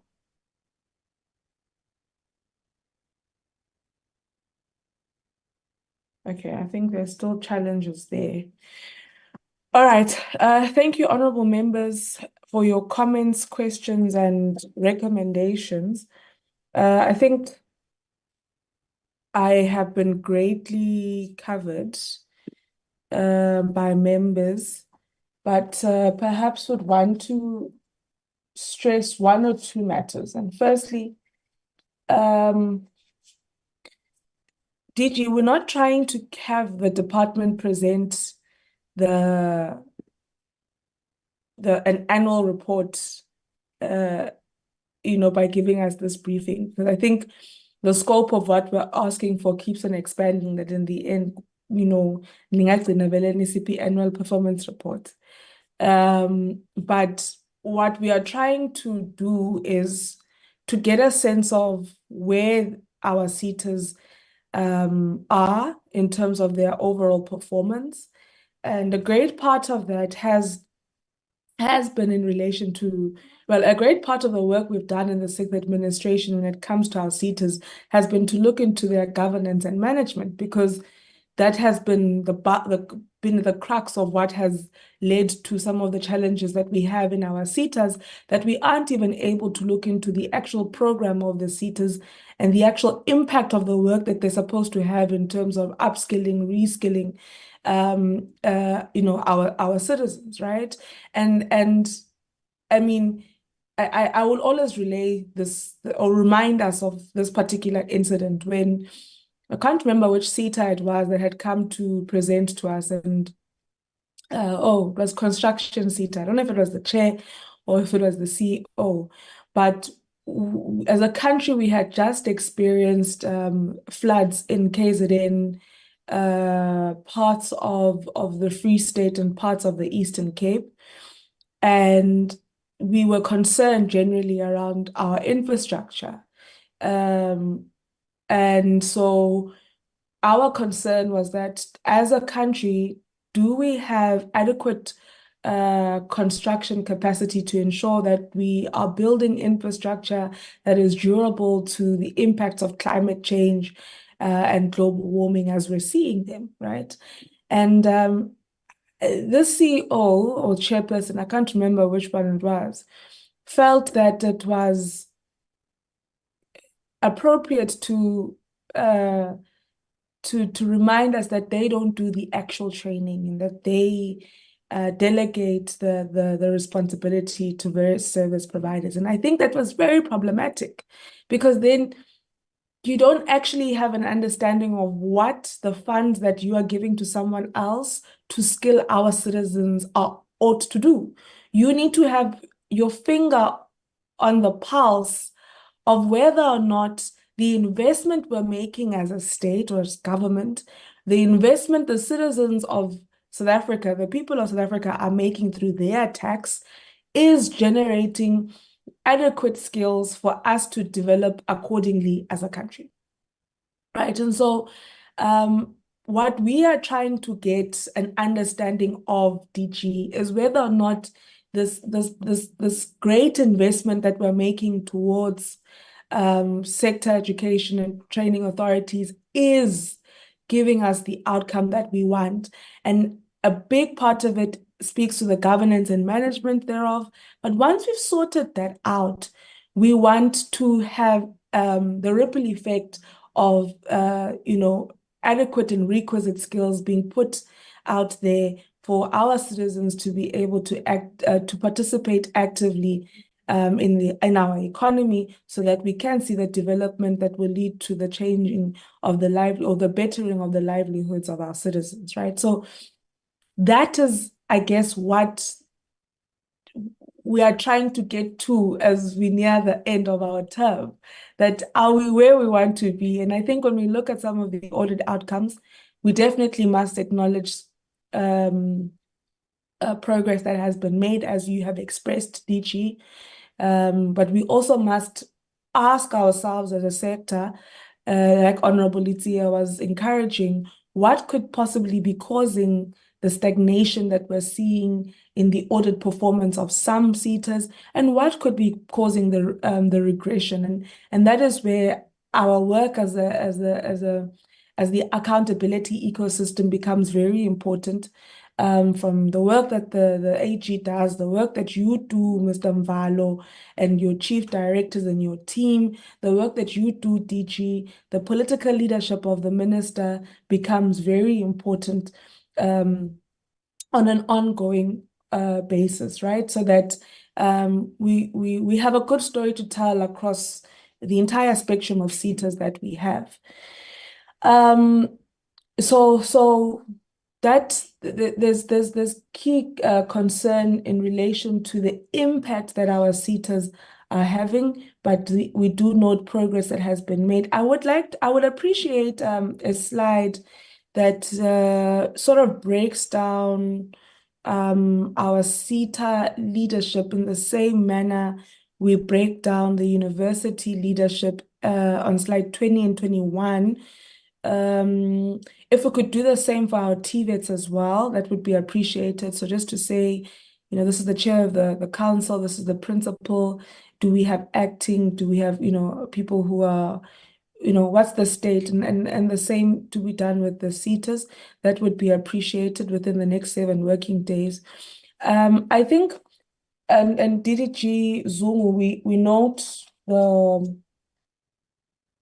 we note the message that you put on the chat regarding where we are on the appointment of councils, and I don't know how you're communicating with people who have availed themselves or applied to sit on councils, because lots of people are asking, when will they be informed, whether or not they have been appointed to sit on these councils or not. So I don't know if there's a way for you to communicate where this process is using the various platforms of the department, not only for those who want to sit on the councils and are trying to figure out what is going on, but even for the sector to be brought into confidence that we're going to ensure, well, in the case of some institutions in the Eastern Cape, but I think it's Buffalo City College that doesn't have a council. Am I correct? Yeah, I think. Just so much has been happening, but I think it's Buffalo City College that doesn't have a council, nor do they have a principal. So we need to communicate something that speaks to governance, that can bring the sector into confidence that we're doing something about ensuring that there's stability in terms of governance and management in our TVETs in particular. I think that's where there's been a bit of anxiety, looking at just, some of what we've experienced during our oversight in the Eastern Cape. And I know that colleagues have come to us in the last couple of weeks since we have been on oversight, bringing us into confidence, right? But I think it's important to bring the PSET community into confidence, in particular the TVET community into confidence around that. So I think just a statement or something would assist. Have been concerns around vacancies, capacity of various boards, capacity of councils, and I really hope that as we're finalizing the appointment of the new TVET councils, that we have found a way for them to be more intersectional and inclusive. When we were at Northland TVET College looking into issues of governance and TVETs, we saw ukuthi kubi DG. We saw ukuthi aibo, these councils, they are just boys' choirs. Even our principals, and as we appoint new principals in different colleges, in the Eastern Cape, right, we're doing a lot of work in relation to that currently. We've seen in the case of, for example, Vembe TVET College, that women are very capable of leading institutions and bringing in the necessary innovation that is. I don't think I actually even have to qualify the capacity that women have to lead, right? So I really think that if we want to eradicate the patriarchy, sexism, and chauvinism that we see in our sector, we must do so as the ministry. We must do so as the department in leading by ensuring that the leadership of the sector is intersectional and representational.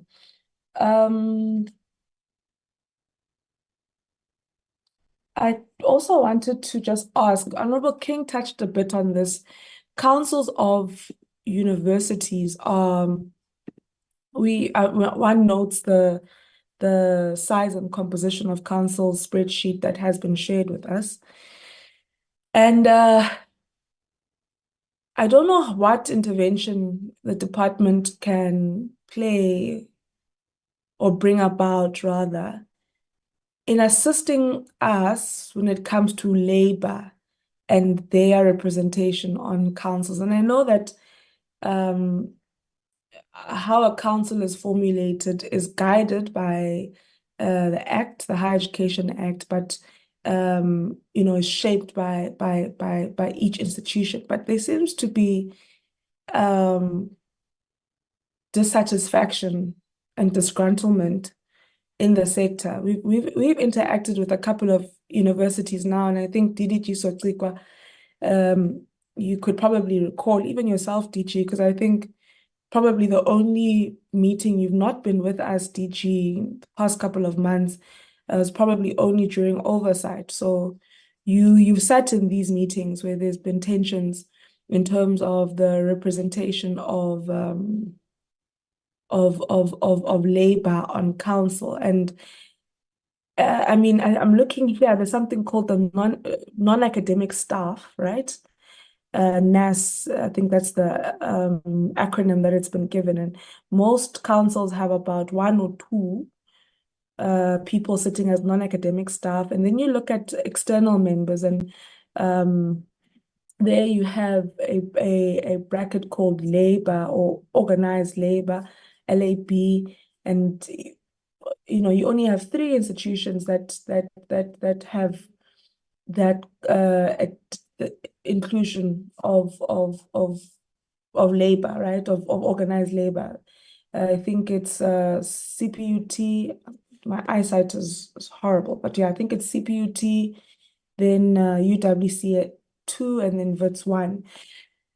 And I do think that with all the challenges that we have around institutional autonomy, perhaps the department could find an innovative way of leading a discussion around how we can have more institutions adding representation under external members in the bracket of organized labor, so as to ease some of the tensions that we've seen in our institutions. And I hear Honorable King cautioning around the politicization of councils, but the sector is political. Yeah, I mean, life is political.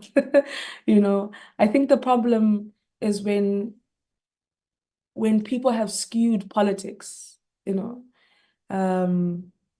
I think that's the problem. Someone once said we can't formulate policy and law based on individuals, you know, but I don't think that, yeah, so like we don't want to see, this is when we always speak about institutional autonomy vis-a-vis cooperative governance. We don't want to see interference, but we want to see intervention, and we want to see conscious intervention, progressive intervention that can assist our institutions of higher learning to become responsive to societal needs and demands, right? And not just exist as ivory towers in our communities. So I think, DG, there's sometimes I think we've taken a very laissez-faire position when it comes to trying to facilitate some sort of support to deal with these disgruntlement around how councils are composed, and say, well, you know, it's the prerogative of the institution. But I think we can play a more mediatory role in that regard and support our institutions. I think, yeah, on all the others, I've been greatly covered. The universities, I think Honorable Litia spoke at large about that. And part of the work that we need to do, like that we need to encompass in our legacy report, or elements we need to capture thoroughly in our legacy report, is this one that speaks to institutional autonomy in universities. Because we started work as the 6th administration, but there's more work that the 7th administration must do. Because that's this issue of institutional autonomy and the lack or the usage of institutional autonomy to bar cooperative governance that can take our institutions forward is what also leads to some of the challenges we have, governance challenges we have in our sector. Then, you know, we end up having to take extreme measures like putting an institution under administration, which is not what we would ideally like to do. So we need to do more work around that. We need to also look at the act. And, you know, Minister has said on a number of occasions that there's not enough options that he has to, or that is given to the minister to support an institution in the case in which there's poor governance and management, you know. So that's also work that could be carried over into the 7th administration around the reviewing of the Higher Education Act to provide for more tools to intervene in supporting institutions to overcome governance and management challenges. I think I am done on my side.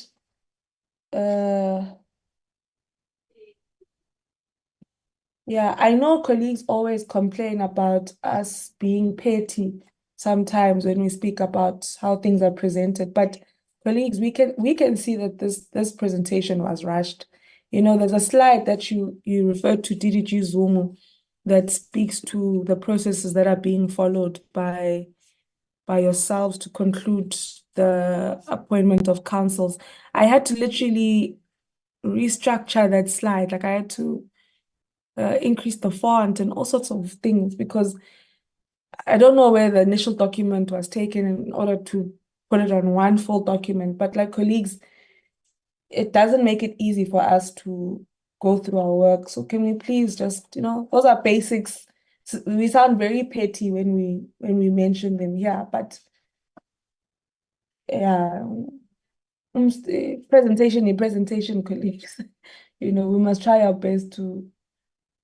Okay, then in relation to TVET councils, I wish we could be a little bit more specific. I know we speak about early March, you know, the process being finalized in early March, and I think DDG Zoom also added a little bit there to say that sorry, I'm just hopping between various sorry. I think DDG Zoom indicated that the process is now with the minister awaiting approval of the recommended candidates. I mean, we need a time frame, you know, like the slides say early March. We are on the 6th of March. This is early March. So we're looking at mid-March, which could be the 15th. But yeah, I think if it would be appreciated if there could be something more tangible for us to work with. But I mean, if the best we can do in this meeting is say early March, then that is what it is. Yeah. Honorable Yabo, I see your hand is up and your mic is closed. I don't know if you've been able to resolve your challenges. Yes, Honorable Chair. I didn't realize that I had challenges of being heard or being audible. And so I only realized quite late into my input. But thank you very much for affording me the opportunity to summarize on the points I would have wanted to make. Chair, I would have wanted to make the point around, I think, what other members would have spoken to, the accumulation of reserves by SETAs. Not just by SETAs, but we see that this is a trend also in the university space, Chair. The question I want to raise with that, or the input I want to make is the obsession with the accumulation of reserves, in my view, in as much as it is intended to stabilize the financial outlook of SETAs and universities or TVET colleges, whoever is practicing this this trend, seems to be done outside of appreciating the need, the dire need that exists. And for example, we were with the DSI and we were talking about funds required for conducting consistent R&D to push us closer to the target of 1% of GDP, which is now being revised to 2% of GDP. And we are in this portfolio committee, which is the other twin to the Department of Higher Education, Science and Innovation, which has a trend of accumulating reserves. Perhaps we should find instruments, Chair, that will allow for the creation of an R&D fund, where some of these institutions, SETAs, who have accumulated obscene amounts of reserves, can contribute to such a fund to assist with our R&D shortfalls, to achieve that target of 2% of our GDP going towards R&D. Because if we are going to have a situation where you have run away accumulation of reserves in service delivery oriented organs of state, it's going to create a problem, really, because we must be able to look at the performance of the sector in relation to what it is that we are chasing, the targets we are chasing. Are we achieving those targets? Are we well on our way to achieving the targets of 2030 for the country as a whole? And if there is money, and this is the bane of our existence, Chair, that we always are told that money is not enough. We are always told, whether we are conducting oversight over universities or DHETs or SETAs themselves or any other organ of state in our sector, we are told, no, money is not enough. We need more money. And yet, consistently, we also see the return of funds to the treasury, to national treasury. And it's almost as if it's an oxymoron. It's an oxymoron because people say there's no money, but money keeps being taken back. And if it's not taken back, you see the trend of reserves accumulating consistently. And so we need to really ask the question, is it really a question of the lack of money that we are dealing with, or is it a question of the lack of leadership and an inability to manage these organs of state that have been given to various people to manage on behalf of the state or the people of South Africa? Perhaps we should ask that question. But let me move away from that and speak to an issue that I feel is important in the governance space. Chair, I am of the view that there needs to be some form of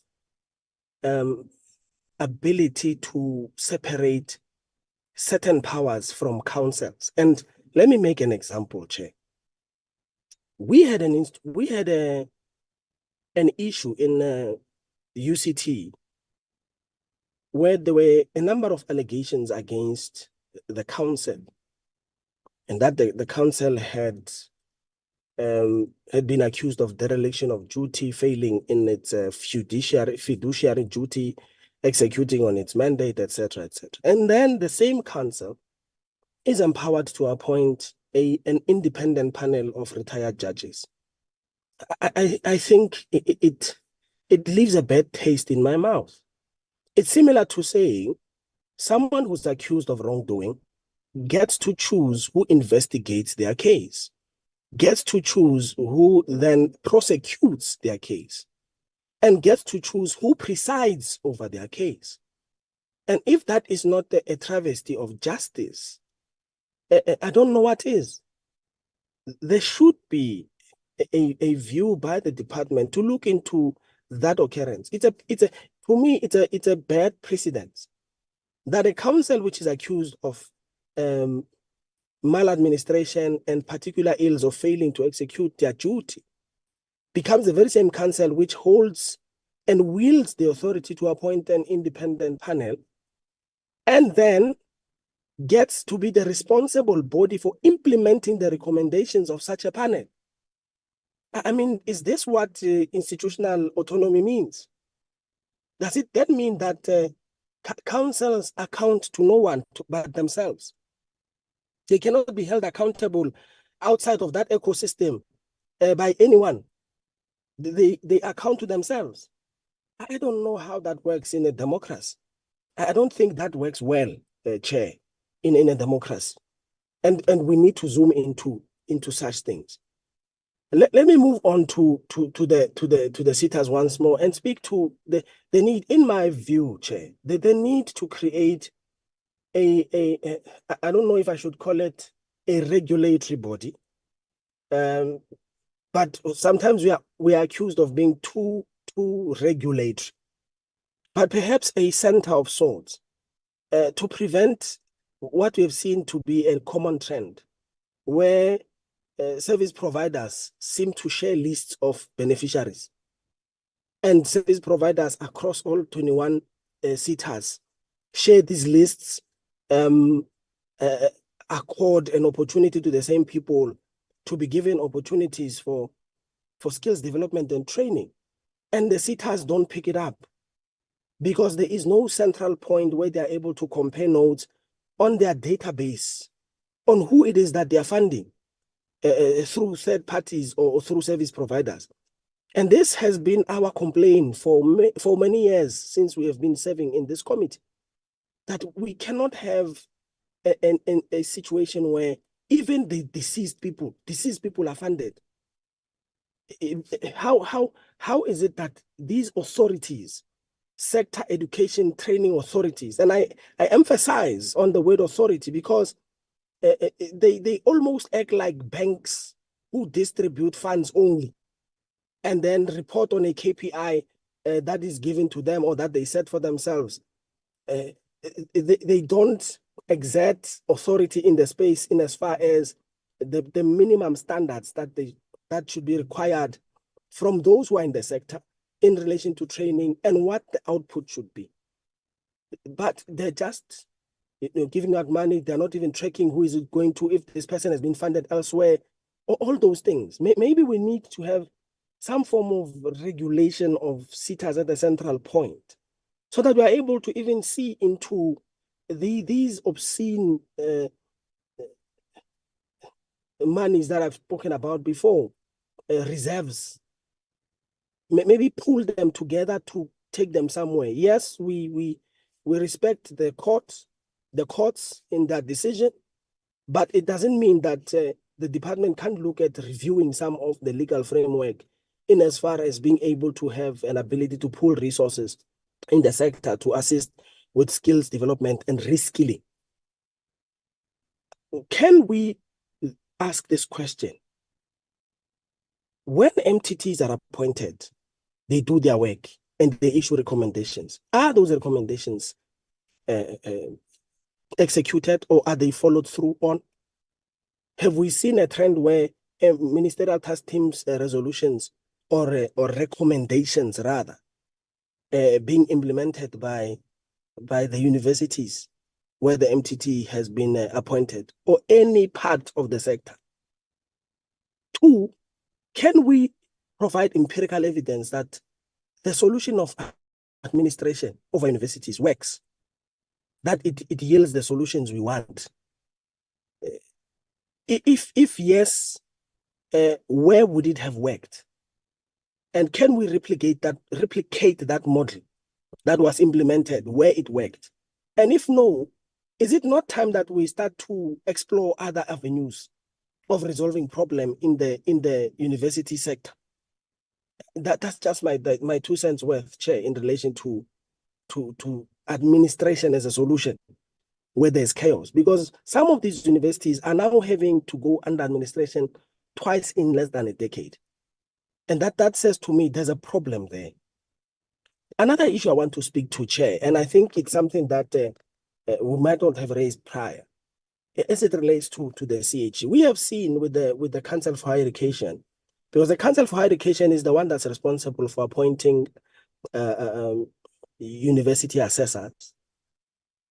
My question is, what is the cooling off period for one to be appointed, one as an assessor by the CHE? And I speak this in relation to the case around Prof. Musia, who was a chair of the CHE. His term ended in about July. And in September, the Prof resurfaces as an assessor, appointed to assess the University of South Africa. Is there not a cooling period to that process where you see assessors appointed? Because there's a legal framework provided for in the Higher Education Act for appointing assessors by the CHE, and it is their function. A chair of a body, the term ends in less than 2 months down the line. They are in a panel of assessors appointed, and now they are also given a responsibility to assess a university. It does not sit well within the context of being able to have checks and balances in a system, Chair. Lastly, the process of verifying that people are fit for purpose to sit on councils, and where councils is concerned, I also have a problem with the process of the appointment of councils itself, because it seems that is left to the outgoing council and the various structures in the university under the guidance of the outgoing council to appoint a new one. I think it's problematic because some of these councils, Chair, without sounding too harsh, we have observed that they have factional tendencies within them. Some of these meetings don't end well. They are bad. They are bad. And yet these are the same people who must usher in a council that's going to be elected or appointed after them. They have to oversee that process. I think there's something wrong with that. I think really there's something wrong. We need to look at how councils are appointed, number one. Number two, whether people who are fit for purpose occupy those seats, so that we do not have what we see in our sector, that every other day a university is on the brink of the collapse of governance. Every other day there has to be interventions because of collapse of governance. And the same goes. We should have a standardized process of checking whether people are fit for purpose. And yet, yes, it cannot be foolproof, but at least have a standardized process where you can say, but yes, these people are fit for purpose in the sector and in the universities that they are going to be appointed as members of council, etc., etc. And I speak to that because governance is the number one key sector killer. The sector suffers because of poor governance. Many universities are excelling with their academic programs, but the problem is on the governance side. That's where our failures are registered. We should start looking at that. With respect to institutional autonomy, yes, we have had a symposium, we have discussed it at length, we have agreed that perhaps institutional autonomy is necessary.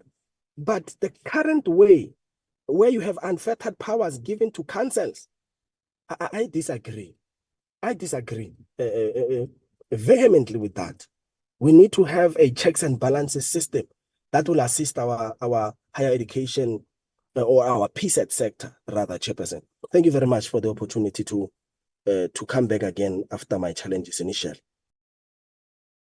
Thank you, Honorable Yabo, and thank you to all honorable members for your comments, questions, recommendations. DG, there's a lot that are reflections. You know, members have made a lot of reflections, of which I believe we need to capture greatly in our legacy report, Anele. Reflections that I hope the department is taking with great consideration, like you did in the previous year, where we saw the reflections that members are making being factored into the annual performance plan of the department, where we saw our continued harboring on the matter relating to better coordination in the sector being factored into the planning of the department, where the department was now speaking that language sternly and clearly. So even though you may not be able to give us proper responses to some of the issues members have raised, which I think are fundamental challenges that the sector is going through, I do hope that you are taking them into consideration as the department continues to do the work that it does, as the department continues to plan going into the future. A lot of it also for me speaks to policy and to legislation. And I think it's something that that yourselves, I mean, when we speak about checks and balances on appointment of councils, that's you guys, you know.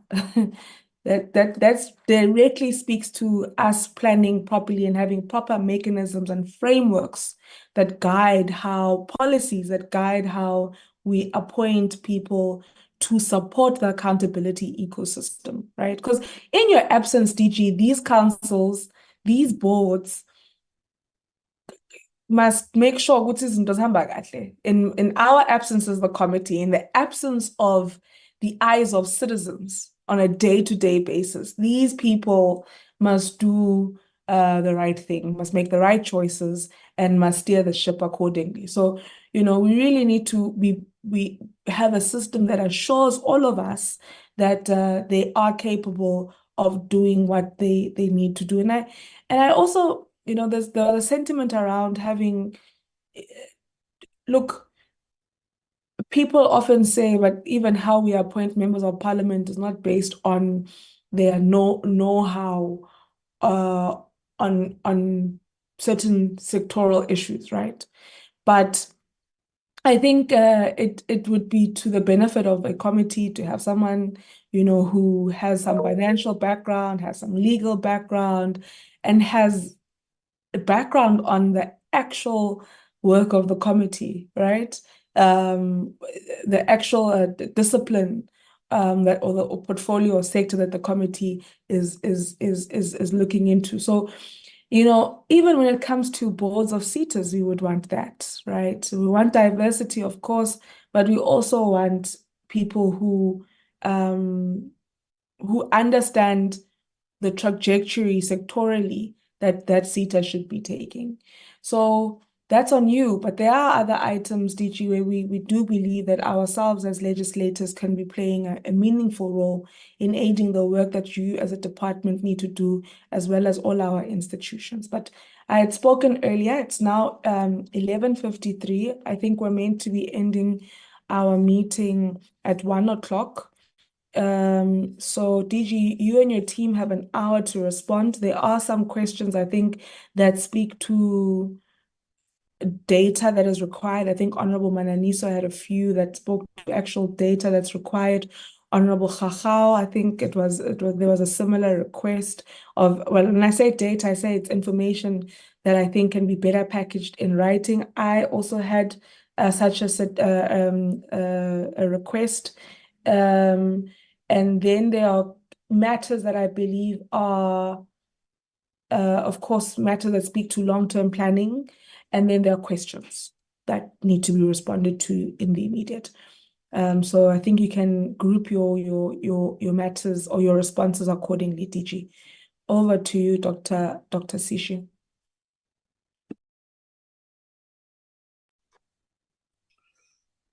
Thank you very much.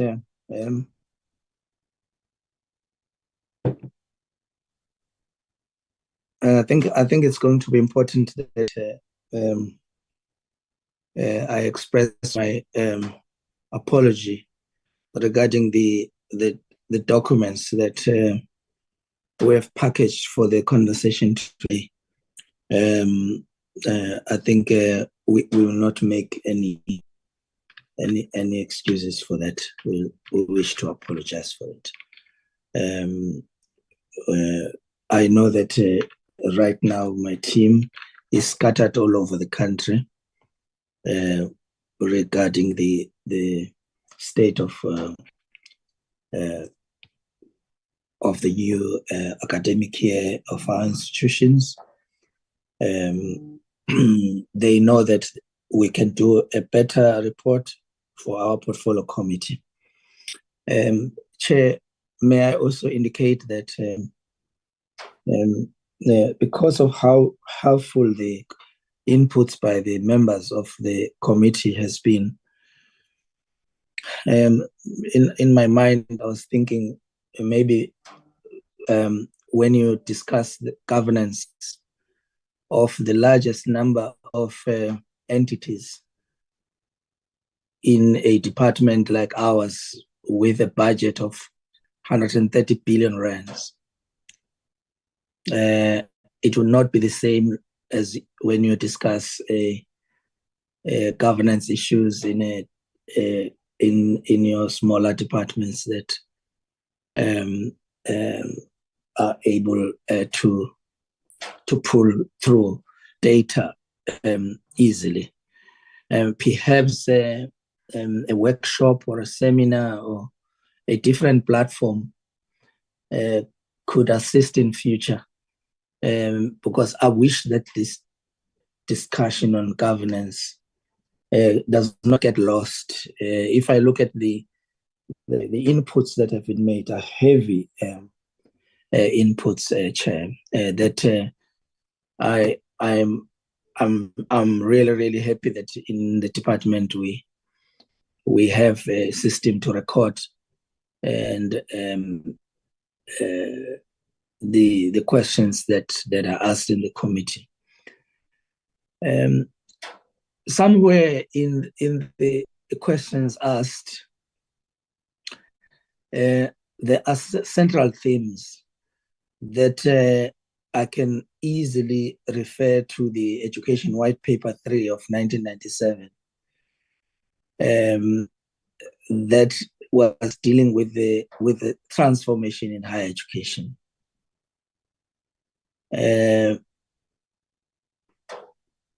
In those discourses, the transformation or the discourses in transformation were not just ideological; they involved broader, and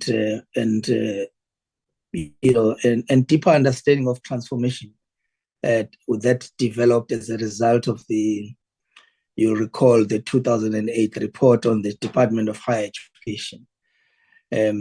Honorable Chiro, I think your questions around how our posture and attitude towards our institution is fundamental, and I agree that in the manner that we deal with each of these institutions, there could be a confusion. At some point at Stellenbosch, there was a reported racism. We did not send an official to go and look into it. The DG of the department went to meet the council, met management, engaged management thoroughly on the issues of transformation. And we saw the results. A judge was appointed to investigate the issue of the urination on the documents of a black student or a white student at that institution, and immediately we intervened and we dealt with it. But we did not just deal with it on the surface. We dealt with it decisively to a point where the institution was forced to appoint, a new chancellor, and the type of a chancellor that we want to see in most universities.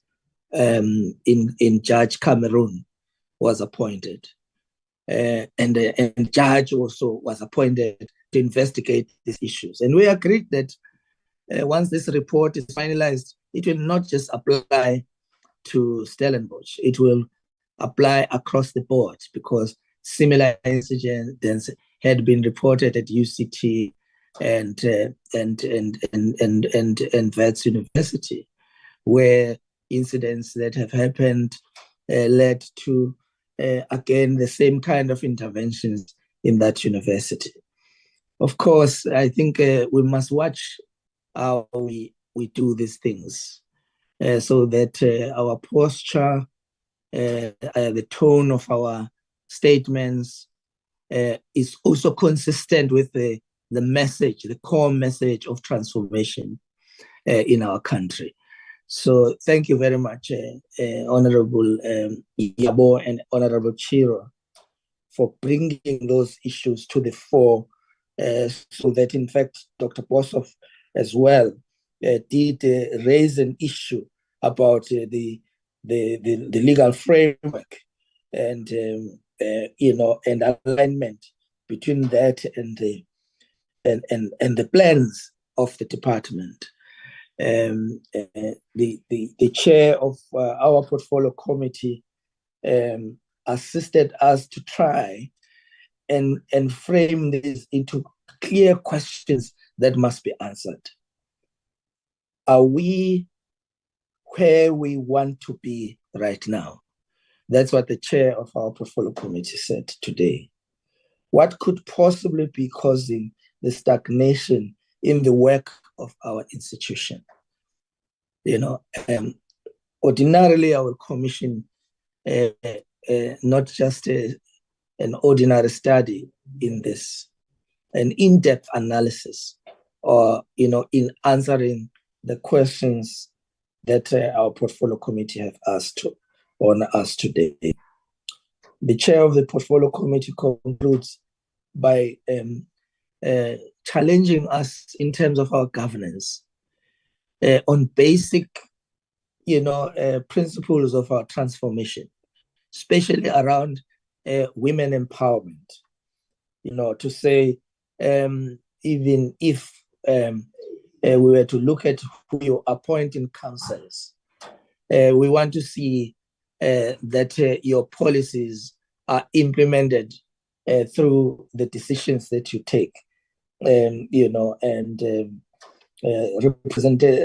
representation of labor on councils, to make a point about balance in the councils between those that represent labor, those that represent the academia, those who represent Senate, and those who represent other important areas of governance in the system, is an area which the chair of the portfolio committee has raised. Honorable Mananiso went further to say, notwithstanding the successes that has been achieved in areas, but we must admit there are administrative issues that could be resolved in a short term through development of systems like a better ICT system that could improve on this. Honorable Khakau,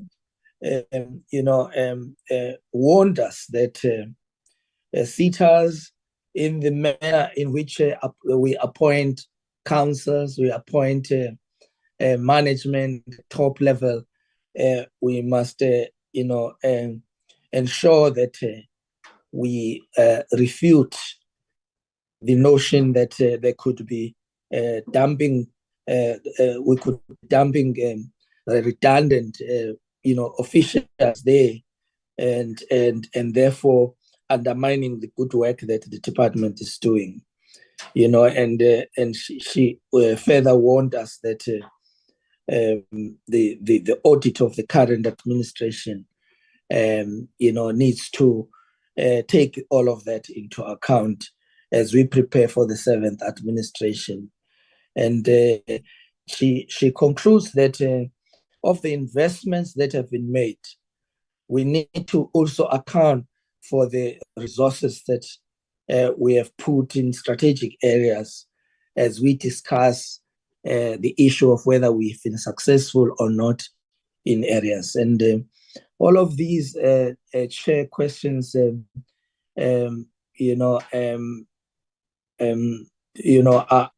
not taken lightly. In the manner we are going to be trying to answer the question, we will, address these matters.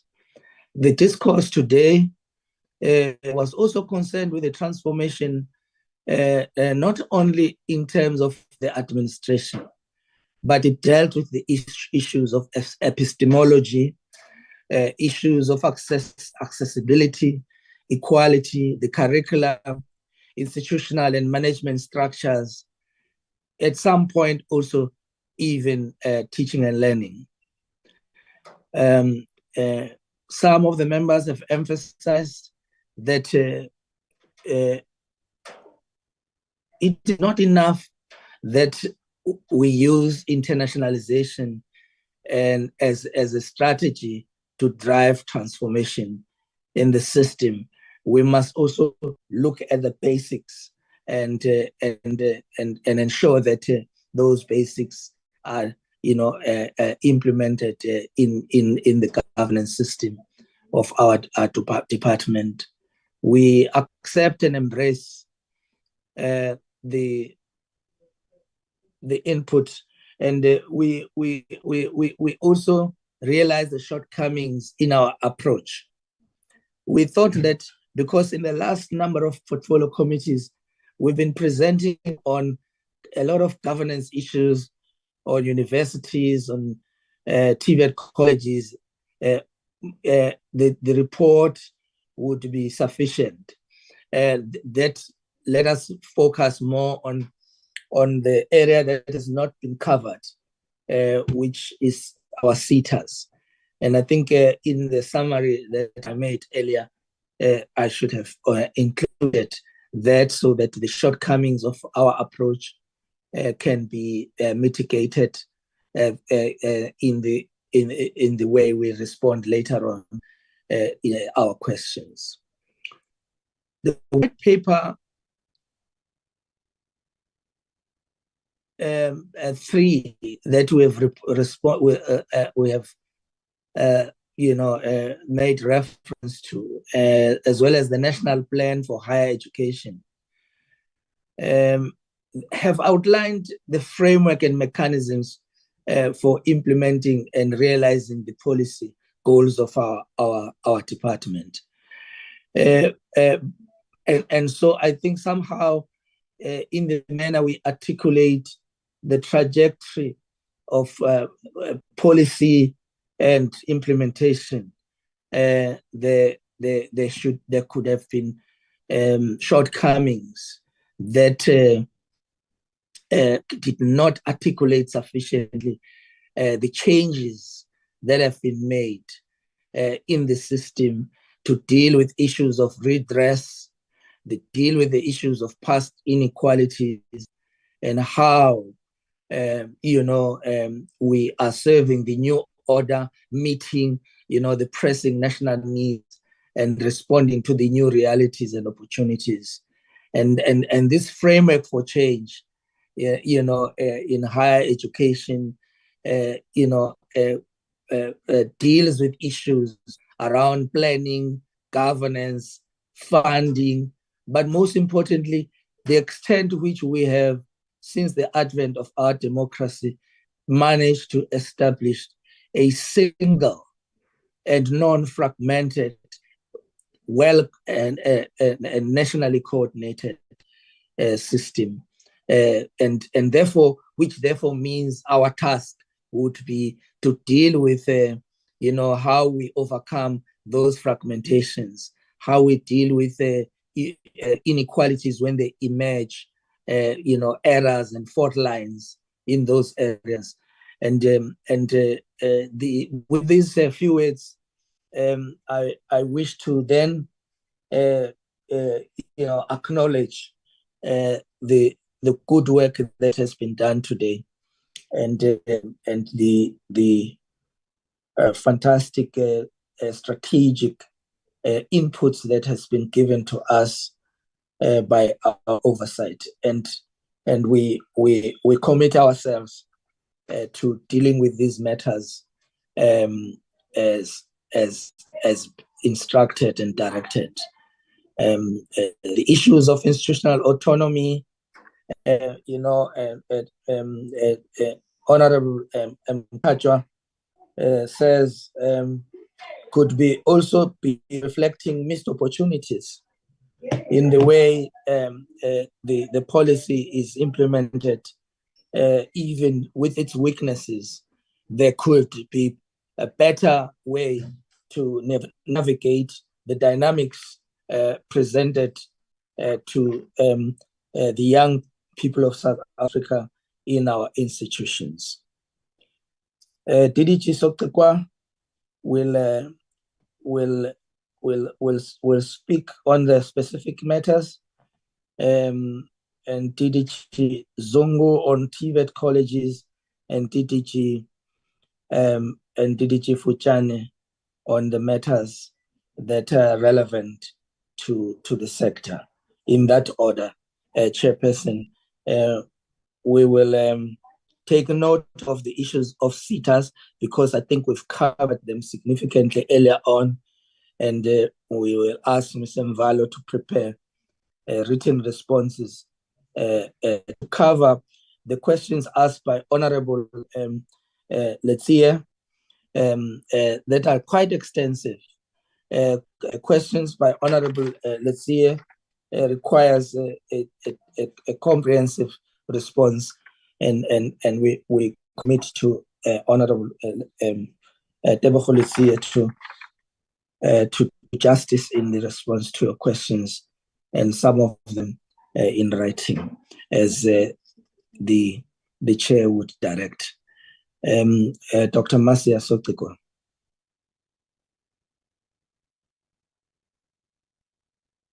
Thank you, DG. I agree with your rendition that in fact, a lot of the questions require extensive research to respond to, and particularly the latter questions around evidence around the effectiveness and efficacy of administrators, and issues of conflict of interest, independence, and so forth. Just to quickly assist DG, I do accept the comments from Honorable Letsia that our slides were perhaps too technical. We are using the standards of the American universities, professors institute, and they often use spider diagrams for self-assessments, particularly where you have several institutions involved. We will review the methodology and see if we cannot find a simpler way to present this data. But it's in essence, and I just think I'm happy to put this in writing in a more elaborate form. But in essence, on the spider diagram, 4 means fully compliant, and anything less, and then 3 to 4 means partially compliant, and anything below 2 means non-compliant. And so the different indicators on those slides were then assessed according to that score, 1 to 4. But I'm happy to unpack it and simplify it in a subsequent write-up. Then on the issue of MUT, when is the report due? The report is due in March, and we will hear from the administrator in this March report whether the university can continue in its own, but I do know that the administrator is very keen to conclude his work. The appointment of the Vice-Chancellor is underway, and the general sentiment, in fact, when I'm speaking to a few of the councils of universities, are saying increasingly very few people want to apply for these positions. They do not see the value, and there is absolutely no appreciation for their roles. So it is a big concern. They are struggling, but we will get a feedback from the administrator on the issue of the appointment of a VC for MUT, if that is conclusive, because it determines the prevalence of the role of the administrator. Then, on the question of UMP, the department initially does its own investigations where whistleblowers concerned. So we are investigating that. And on the question of, I think, raised by Honorable King, yes, the institution types policy should be finalized within this quarter. We really are trying. because it has had extensive public input. In fact, we have put it out to public commentary twice because of the immense public interest in that policy. It should link to the review of the Higher Education Act. It would have been great if we could do the two simultaneously, but it was given the limited resources, it was difficult. But the review of the Higher Education Act is underway currently. And then I agree with DG on the questions raised by Honorable Chirwa. Are we treating different institutions differently? It's perhaps we should also subject this to research. But I can attest to the fact that we support women as far as we possibly can. I do know that our DG has met with every single female vice chancellor since my appointment in the department. That is what I have seen. He has engaged with every female vice chancellor, given them advice, particularly when issues arose in the public, when whistleblower reports came through. It was our DG who engaged our female vice chancellors, giving them the requisite support.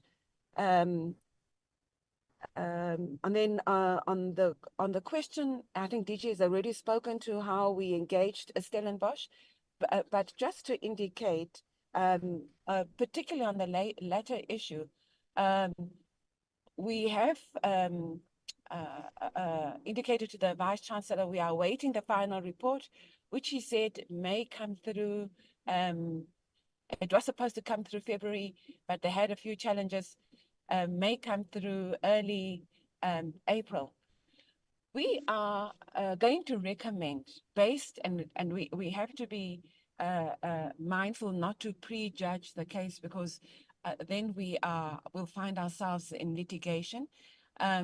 But we are awaiting that report with great keenness, because it influences the next approach that the department will assume. I don't think I can do that now, because then I would be prejudging the case, but we certainly are awaiting that, given the notorious incidents that have emerged in the last 2 years, actually. But we've also heard from the Chancellor, who has publicly condemned what is happening at the university, and the Vice Chancellor has indicated that he is extremely keen to have this matter finalized. So we may not be doing this in public, but there is a lot of groundwork that we do. On the question of transformation, we have gone back to UCT. Again, we're not doing this in public, and we've asked them to report specifically on transformation interventions or measures that they are introducing. And as DG indicated, perhaps we should present this in a more detailed report. Then on the question of the accumulation of reserves, it is a difficult one, because universities argue that the reserves that they are building are for we call them the bad days in accounting, where you cannot predict every and make projections or mitigate every incident, but you do need funds for the days when you are in complete crisis mode. And of course, those cannot be predetermined, and so they build the stock, the reserve stock. I do know that the National Treasury and in some instances possibly the Reserve Bank has in their own corners raised questions about this. Some universities have approached the department on how they should address this matter. I believe it would be better to do this after extensive consultation with requisite bodies, because we do not act on our own. We act in consultation with other bodies of the state, and we will revert on a coherent response on how much stock any institution can build over time, and how they build the stock. Are they using funds, that should be allocated for certain operations? Are they obtrusively using interest from funds allocated by government? So we've got to look at all of these questions comprehensively, not in a fragmented way, so that we close all the gaps. Then on the question of I think I've spoken to the review of the Higher Education Act. Work is underway already. We are very keen to commence that. We have already projected, we've set aside funds, projected that this may take 2 years to do this properly, because the elements that need to be reviewed are extensive. And we are tying this also to the review of the NSFAS Act, because the two are interrelated in many ways. I think DG has covered the rest, but on the fitness of members of council, we have started engaging the Institute of Directors, which vets all the directors they embrace in their membership. We are engaging them, and hopefully we will recommend to the ministry that we draft an MOU, so that we recommend panels who represent the ministry to be sourced from the Institute of Directors, being members who have been vetted, tested, cleared of wrongdoing. But of course, the Act also says that we must embrace members who have experience of the higher education environment. Thanks, DG. Yeah. Thank you. DG, please be wary of your mic. Thanks, DG Soktikwa. I think we might be misunderstanding the concern that Honorable Itia was raising regarding the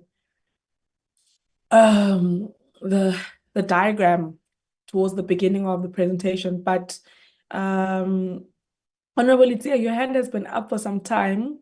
I didn't want to just interrupt DDG Soktikwa. So can I note your hand? No, thank you very much, Chair, for noting my hand. Actually, I raised it when the DDG was explaining the issue of the diagrams as well. Maybe just to clarify, because DDG says that the diagrams might be too technical for us. That is not the case. We understand the issue of diagrams. The issue we're raising is the poor compilation of those things. I mean, maybe the DDG has not seen. If she can just go now to one of the pages and look for those who have got themselves forces. I don't know how many are they there. So you don't know, you can't see the colors because it's a color over another color over another color over another color. So it's very difficult to see those. That's the point we're trying to make. If they had at least expanded it on different pages, maybe put 2 or 3 institutions in one, we would not be having this problem. So I thought maybe I must just clarify here. We don't need any of those diagrams being simplified for us. We understand them. We are saying they must just fix their poor reporting format. Thank you very much, Chair. Thank you, Honorable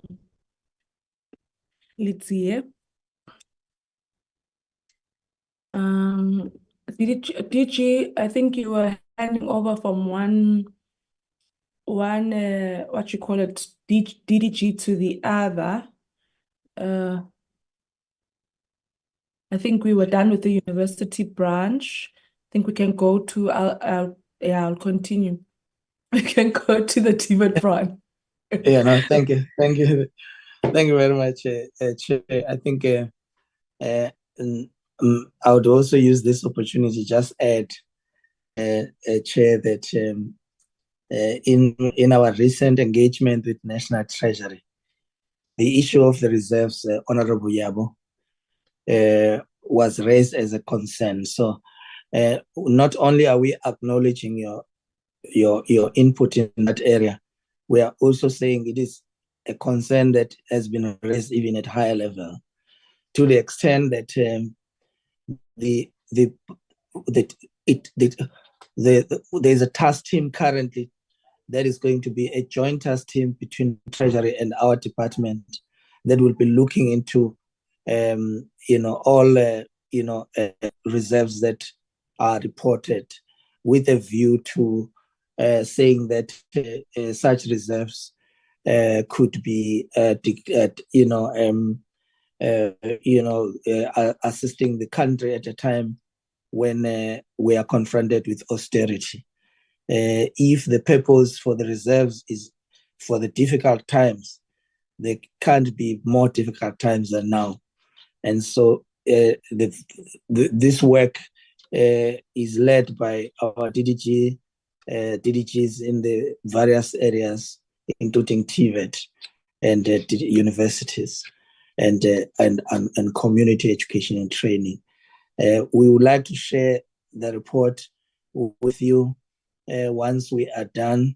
There is an estimate of close to 12 billion rands that sits just for SETAs alone, and this is something which and equally with universities, as you know, but it's a matter that requires time, that requires scientific methodologies to be able to grab it and deal with it decisively, without undermining the autonomy of institutions to fundraise and ensure that they cover themselves in difficult times, as they may have said. DDG Zongo, let us deal with the questions on TVET colleges. Thank you very much, DG, and greetings to the Honorable Chair and Honorable members, and let me also extend greetings to all the colleagues, the other fellow DDGs on the platform, and appreciate the opportunity to respond in relation to the TVET matters. Honorable Chair and Honorable members, I think the one matter that has been raised by honorable members, firstly, appreciate the inputs and the guidance that we've been provided today in relation to the presentation itself. We really appreciate that, and we are also promising to ensure that we improve going forward in the near future. The main question which has been raised by Honorable Letsie, as well as Honorable Mananiso and the Honorable Chair in relation to the filling of governance vacancies, the college councils, as well as the appointment of principals.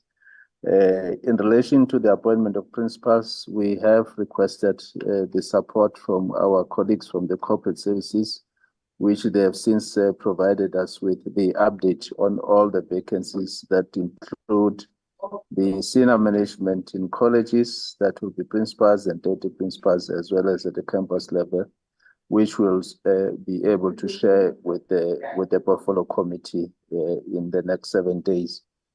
On the appointment of college councils, we have reported, Honorable Chair and Honorable members, that from the side of the administration, we have been able to conclude all the processes as required.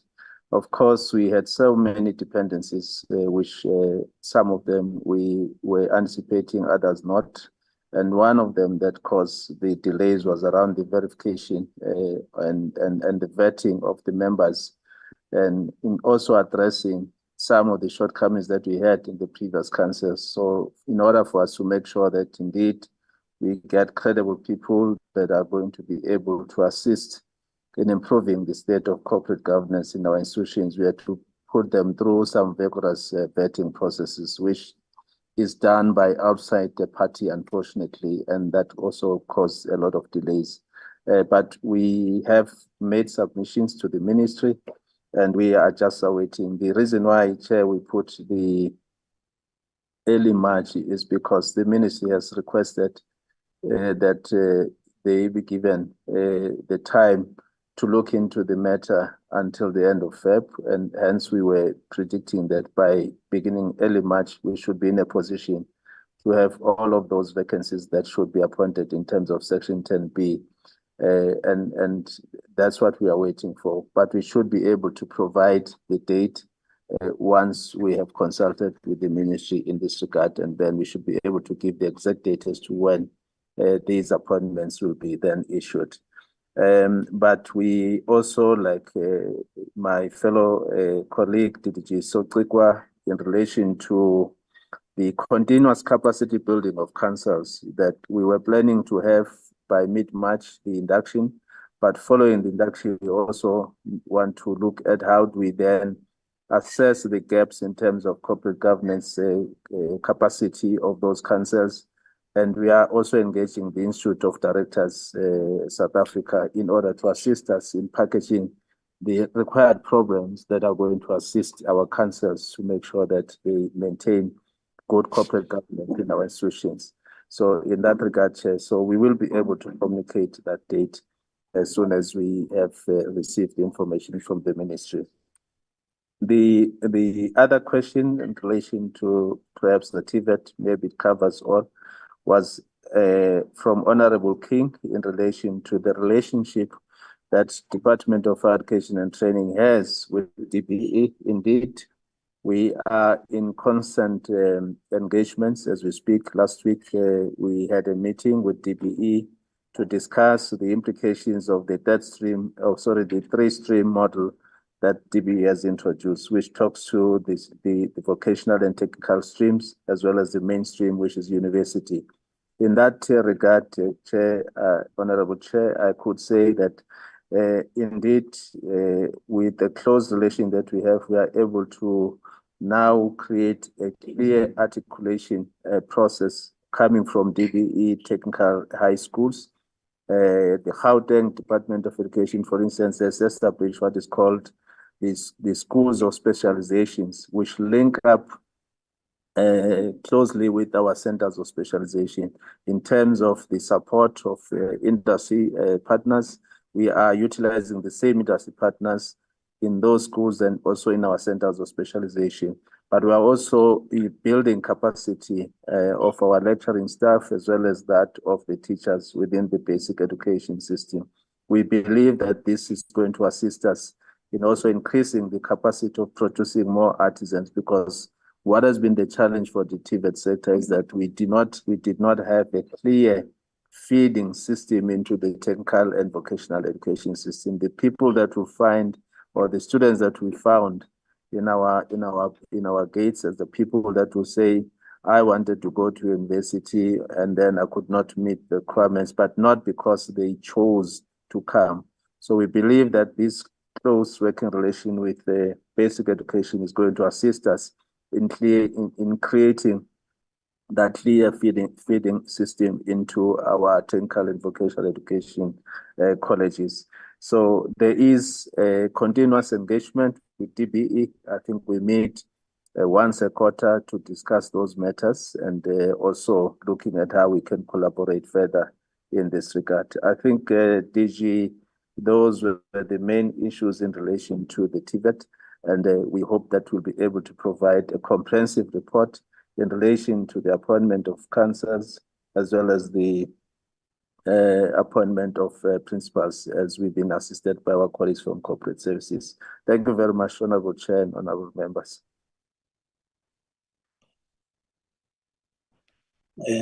Thank you, DG Fuchane.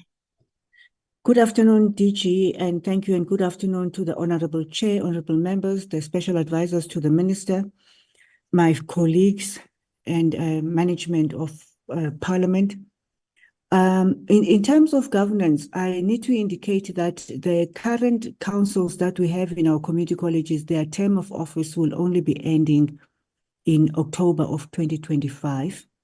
However, we continue to monitor their performance. We have a monitoring tool in terms of their performance and continue ensuring that where we identify potential gaps, there are capacity building programs. The last one was in September. The second last one was in September last year. And our last meeting with chairpersons of all our college councils was in the last week of February. The vacancies that we have, we've already processed those. They were advertised, and the ministerial vacancies and submissions have been prepared for the minister's consideration and approval. Must indicate that we don't have a lot of vacancies in terms of our current college councils, and therefore our councils remain fully functional. I'm pleased to report that at the level of governance and management, the sector is relatively stable. Thank you very much, Honorable Chairperson, and Honorable Members. Thank you, DDG. DDG Mvalo, Honorable Khachau did make reference to the selection processes, selection and recruitment processes.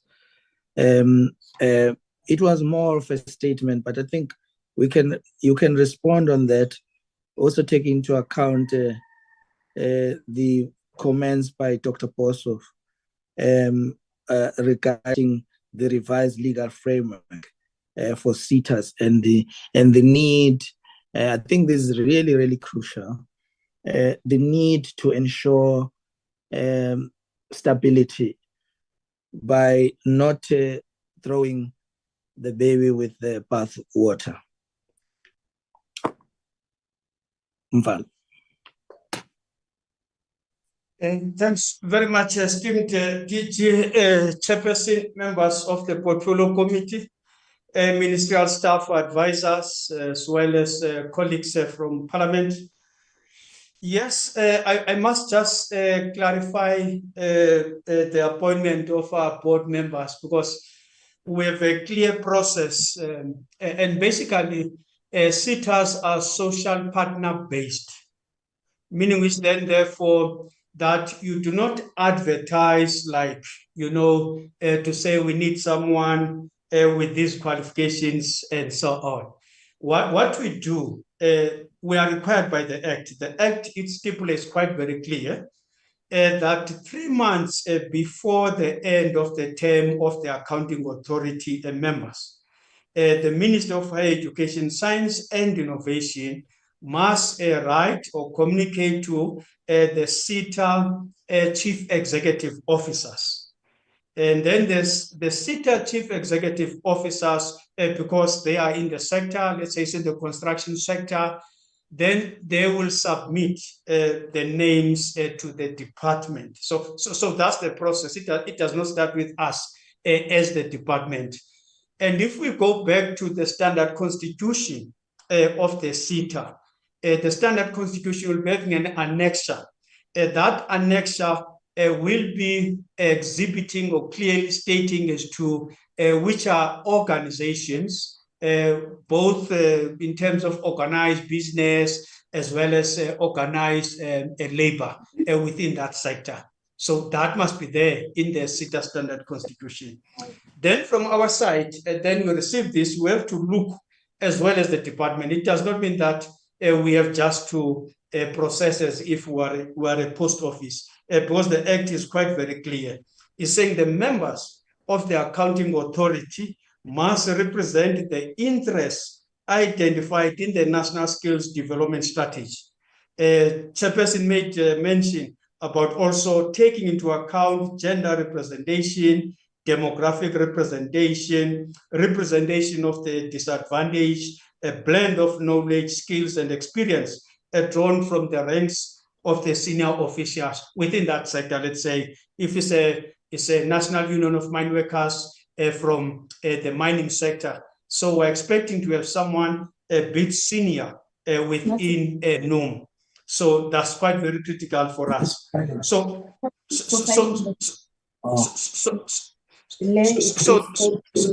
that's how then chair the appointment of board members.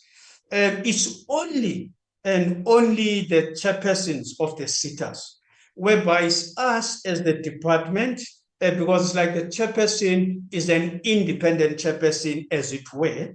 So then we'll advertise through the government gazette, inviting now capable persons who can be candidates to become chairpersons of the boards of SETAs. The other area is in regard with the legislation at DG, and I must say, Honorable Boshoff is spot on. Once you complete your national development skills strategy, the next area, one, I know even at NEDLEC, they've been saying we need to fast track the process of looking into the amendment of the legislation. It's even now opportune for us because we're having a white paper for post-school education and training, meaning which then therefore that our legislation must be in compliance with the white paper for post-school education and training. We know the white paper was approved by Cabinet in November 2013. The latest amendments that were done in the Skills Development Act, they were done in 2011. It means that therefore we were a bit behind in terms of the legislation. So that's part of our program as the department in looking into our legislation. DG, the last area I want also to comment, Honorable Eyab was raising a critical point there to say, why not looking maybe having some institutions which can play a role in terms of the work of the SETAs? Fortunately, this is addressed in the white paper for post-school education and training. The white paper is quite very clear. It's saying a restructured and refocused National Skills Authority will have its functions concentrated specifically on the monitoring and evaluation of the SETAs. This implies that it will become an expert body with high-level monitoring and evaluation skills. So already in terms of the white paper, these issues are addressed. It's just a question for us to deal with issues regarding capacity. Already there was a work that was done working with the DHET regarding the capacity of the National Skills Authority. So it's an area that also we will be prioritizing going forward, especially as we enter the 7th administration, so that wisdom that we're getting from the 6th administration, at least we are dealing with it as we enter into the 7th administration. I should think those were the only areas. I agree on others at DG, whereby you said we can provide written responses. That will assist because most of the information we have to get to from the SETAs. If you look into, for example, the targets of the SETAs, it means you must go to all those 21 annual reports of the SETAs, the targets and the achievements. Normally that work takes some time because it's bid manually when we do that exercise. Thanks very much, DG. Thanks very much, Chairperson, honorable members of the committee, esteemed DDGs, ministerial staff, parliamentary staff, and all colleagues in the platform.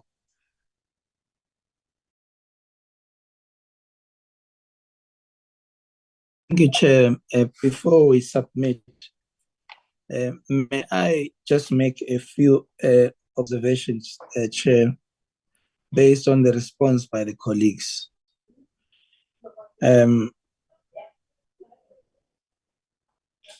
I thought that when Honorable Spear suggested that she was covered, she meant that the matters that Honorable Letsia had raised were the areas which would have concerned her. I trust that this response sits well with you, Honorable Spear.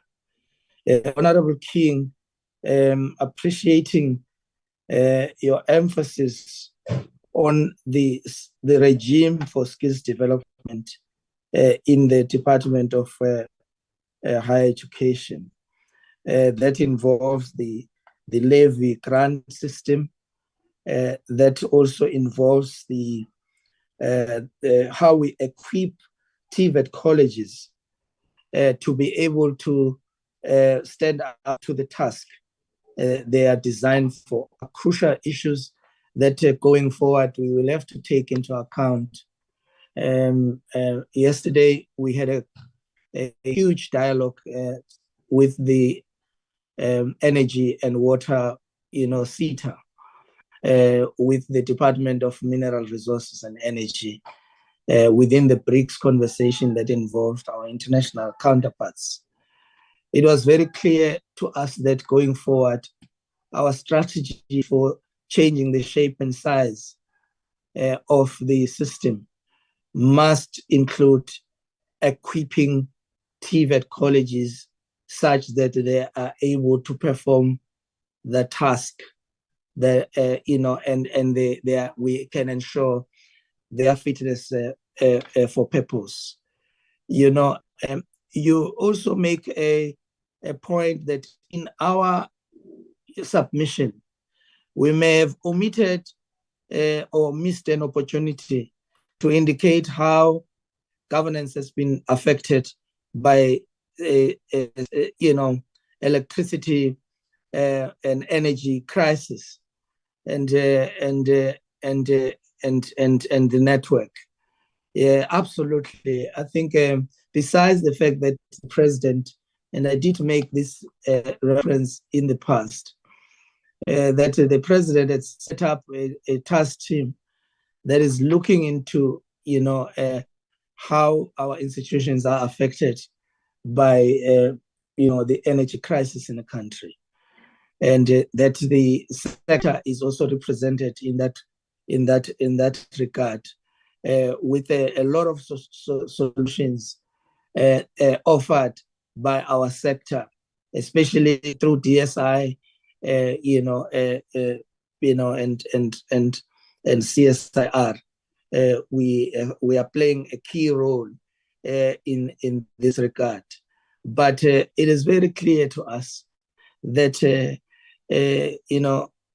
there's lots of other related issues. Most of our institutions that are located in rural and suburban metropoli, they have the there's number of issues that are reported that leads to overpricing of energy sources and all of that comes with it.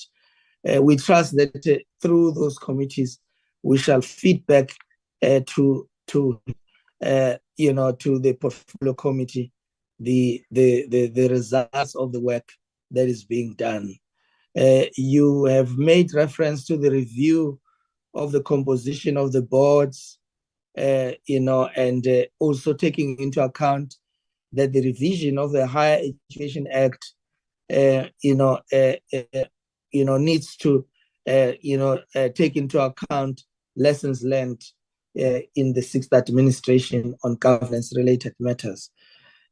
We embrace your comments, and we trust that as we respond, we will touch on those issues as well.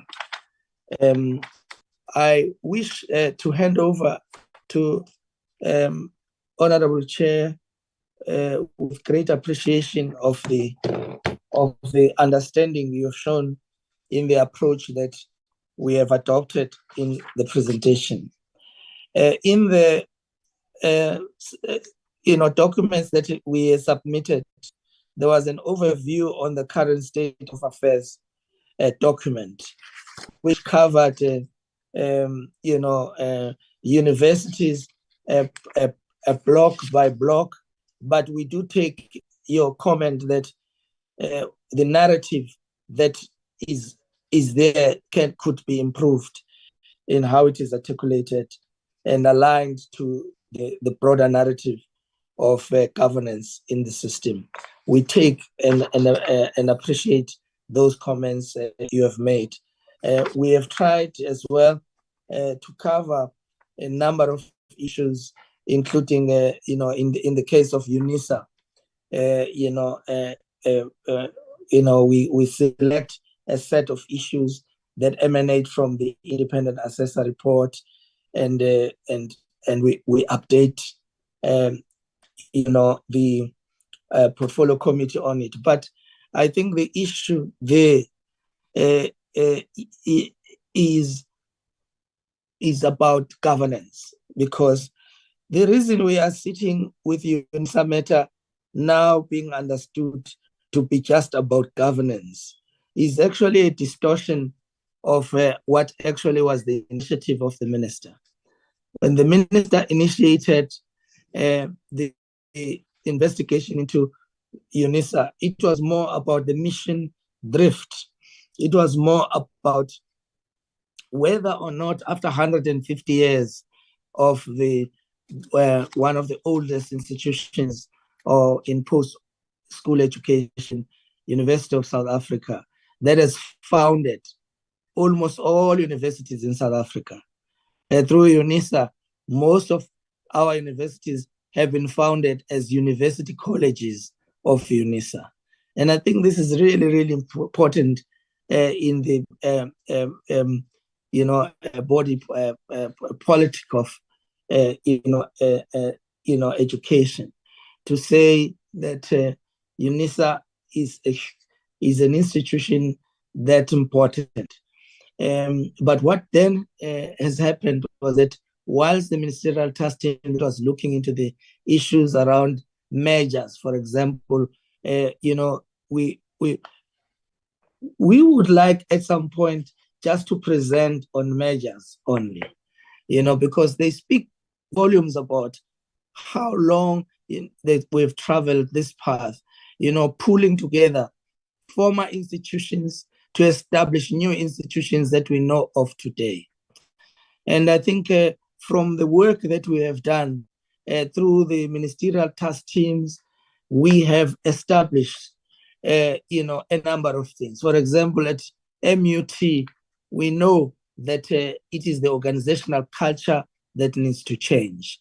We know that after a number of administrations put in place in that institution, there is a need for us to develop multidisciplinary teams that are going to work with that institution to get it on track and to get the culture right.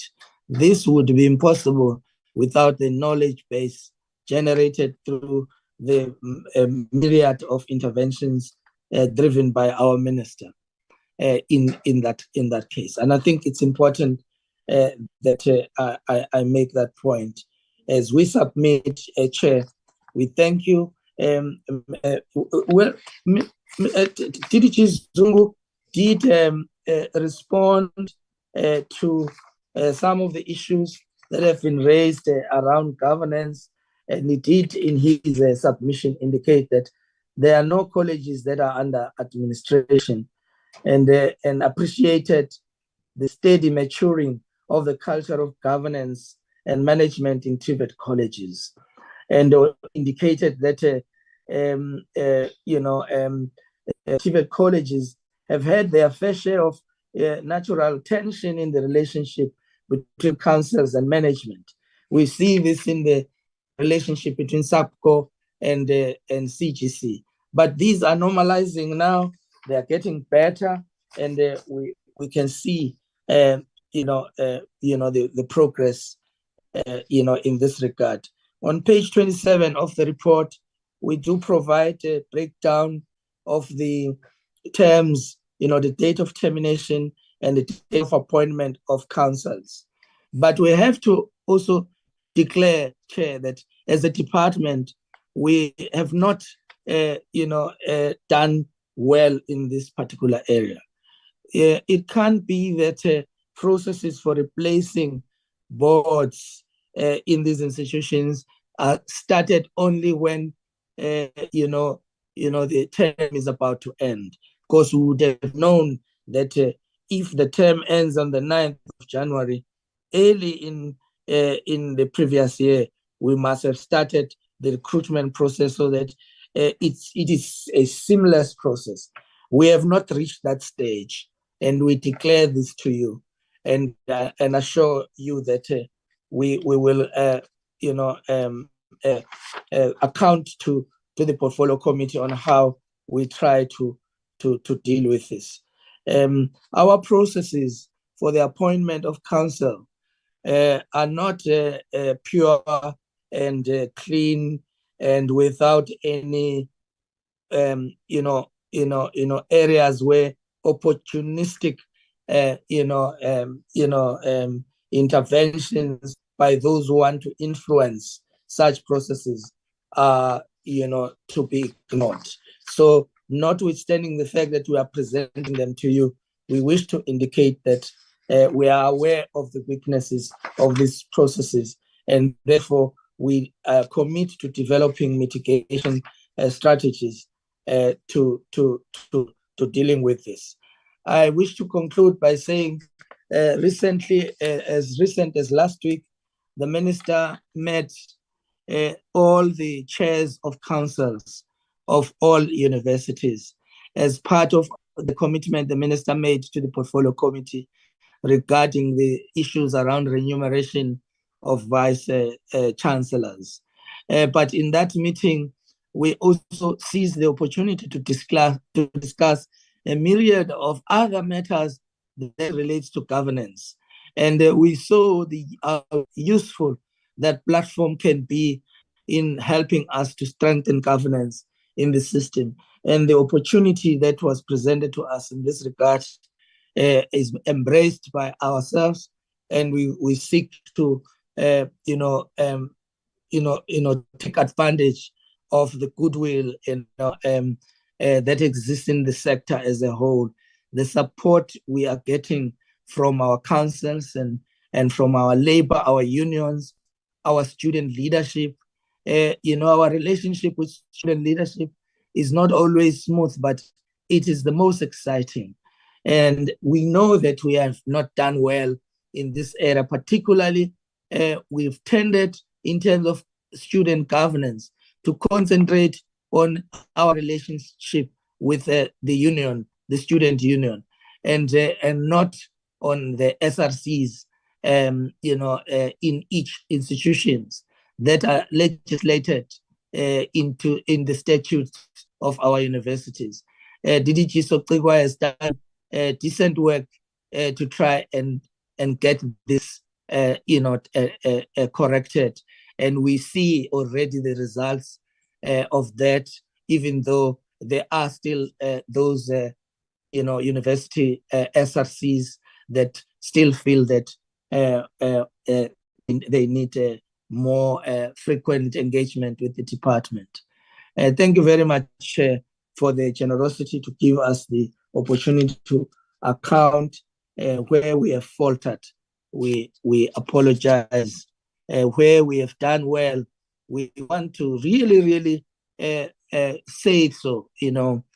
So when we indicate the number of SETAs that are have improved in their audit outcomes, NSF showing a positive direction in terms of its audit outcomes, initiatives by the minister in dealing with this, creative interventions to deal with crisis that we are currently confronted with, like the crisis of students that are not admitted in our institutions because they have no capacity to absorb them. So when, like we did yesterday, presenting to cabinet, we said to cabinet, we are building the new university of crime and policing, a new university, of science and innovation, and presenting to cabinet the progress we have made. We also want to share those good news so that current problems of admission of learners are seen as temporal, issues, but in the long term, the department has a plan. Where there are issues around student support, the department has presented a plan, a comprehensive student funding model. Initially, it was an idea.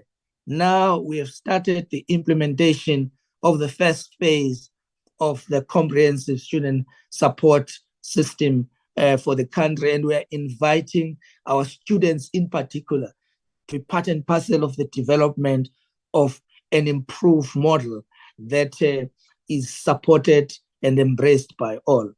And in this regard, Chair, we thank you for your leadership and support. Thank you very much, DG Dr. Nkosinathi Sishi. I do see a hand from Honorable Itzia. Honorable Itzia, can I note your hand before I conclude? Yeah, no, thank you very much, Chair, for being generous and noting me. I wanted to think that the department will respond to us in writing, but some of the questions, honestly, they don't need writing. I would have asked, Chair, that the AG would have noted that there were some board members who were appointed without being vetted. I don't think these questions needs to be responded to in writing. One, who was responsible or who is responsible for the vetting processes of board members? The department could have simply said it's the department, or we have outsourced that functionality. So I don't think that needs writing. The problem with not raising a hand now, Chair, is that when they write to us, they will not respond to us on these things. We asked, can they just respond to that before we close? Why were the board members not vetted? I don't think that also needs a written response. And then after the AG's view on these things, I asked, was the vetting process conducted on those board members who were appointed before being vetted? If so, did all board members meet the vetting criteria? If not, how many board members did not meet the criteria? And what were the areas of disqualifications? If the vetting process was not conducted, why? If there is a standardized vetting process, or is there a standardized vetting process for all the SETAs? So I thought maybe, Chair, I must repeat those questions so that they can respond, because Latimvalo, when he was responding to us, he was just telling us what we know, how board members are chosen from constituencies that they said. That we know, and we did not ask it intentional because we know it. It's not, we don't need some lecturing on some things that we are not asking. We're asking direct questions. Can they simply answer to this simple direct questions? Thank you very much, Chair. All right. Thank you, Honorable Litzia. DG, I know you had made your concluding remarks, but we are really having challenges with colleagues not answering adequately to questions. I mean, we received an appalling response from NSFAS last week after, first of all, they exceeded the 7-day requirement in terms of responding to questions. So, and I mean, it is 7 working days, colleagues. It doesn't change. It's always 7 working days. So that 7 working days was exceeded. They submitted after the 7 working days, and they didn't answer like 80% of the questions we asked. So we are having a huge challenge, and so I'm going to allow us to go back. Yeah, if I had taken Honorable Litzia's hand before you had concluded, DG, in terms of the proceedings, it would have worked better. But we do find ourselves with the reality that people don't respond to our questions. So let me afford you the responsibility, DG, to delegate the task of answering those 2. I think there were 2 questions in the main. Who can answer them? DG? Thank you. I'll ask my colleagues to both Mr. Zungu and Mr. Mvalo, and specifically that refers to university teachers.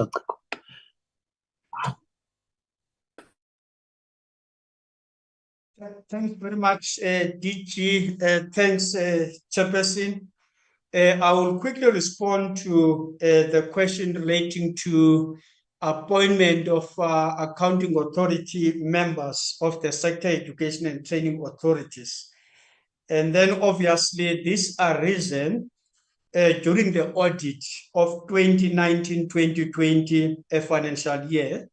And obviously we appointed the current the accounting authority of SETAs from the first, or they commenced the 1st of April 2020, which up until 31st March 2025.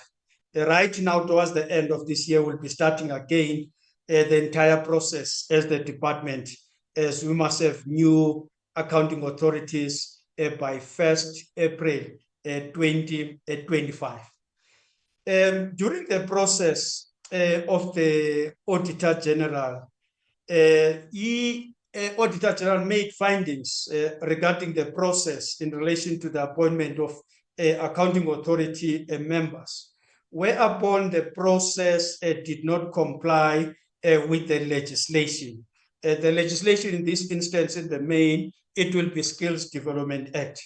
And then I can go to those particular sections. It was section 11, capital letter A, section 11, capital letter C1, section 11, subsection 4, and section 11, subsection 5 of the Skills Development Act as amended.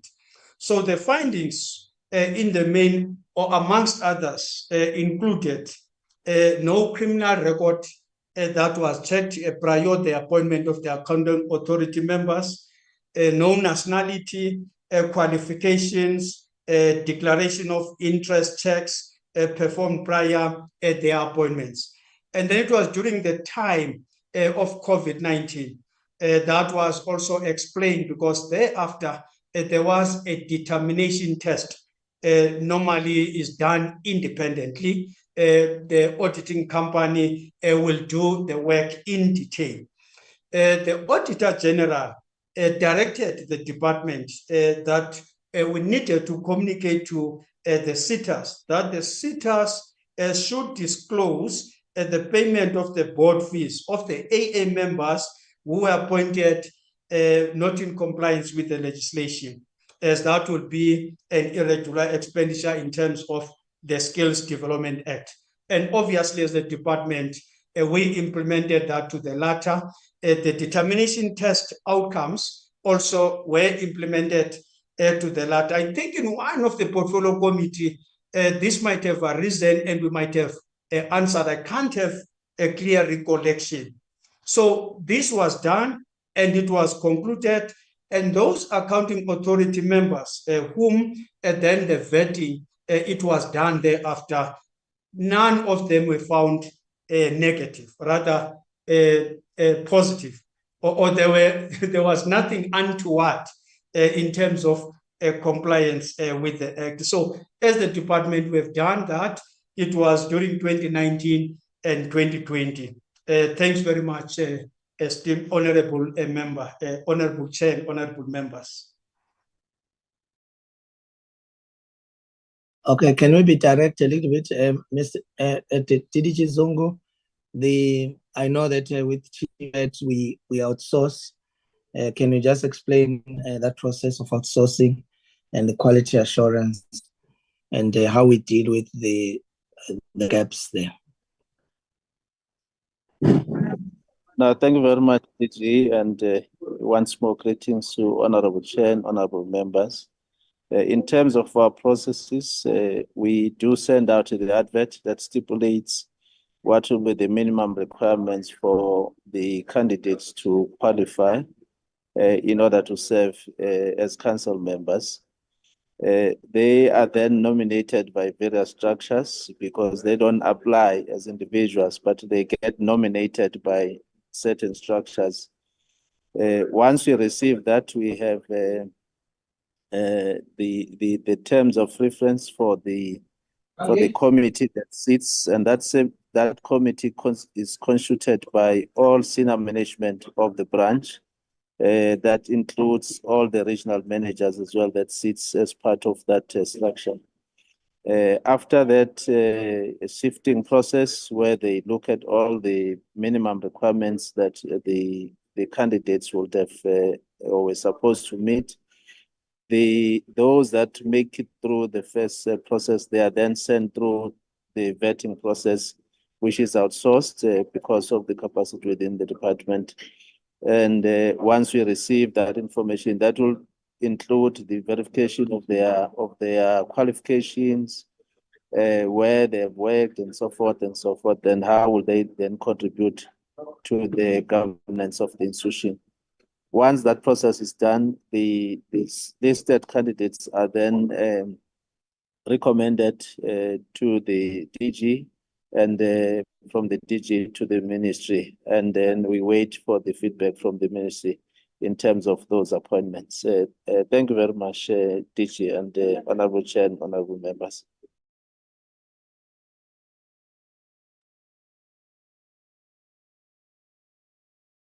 Can I come on board, DG?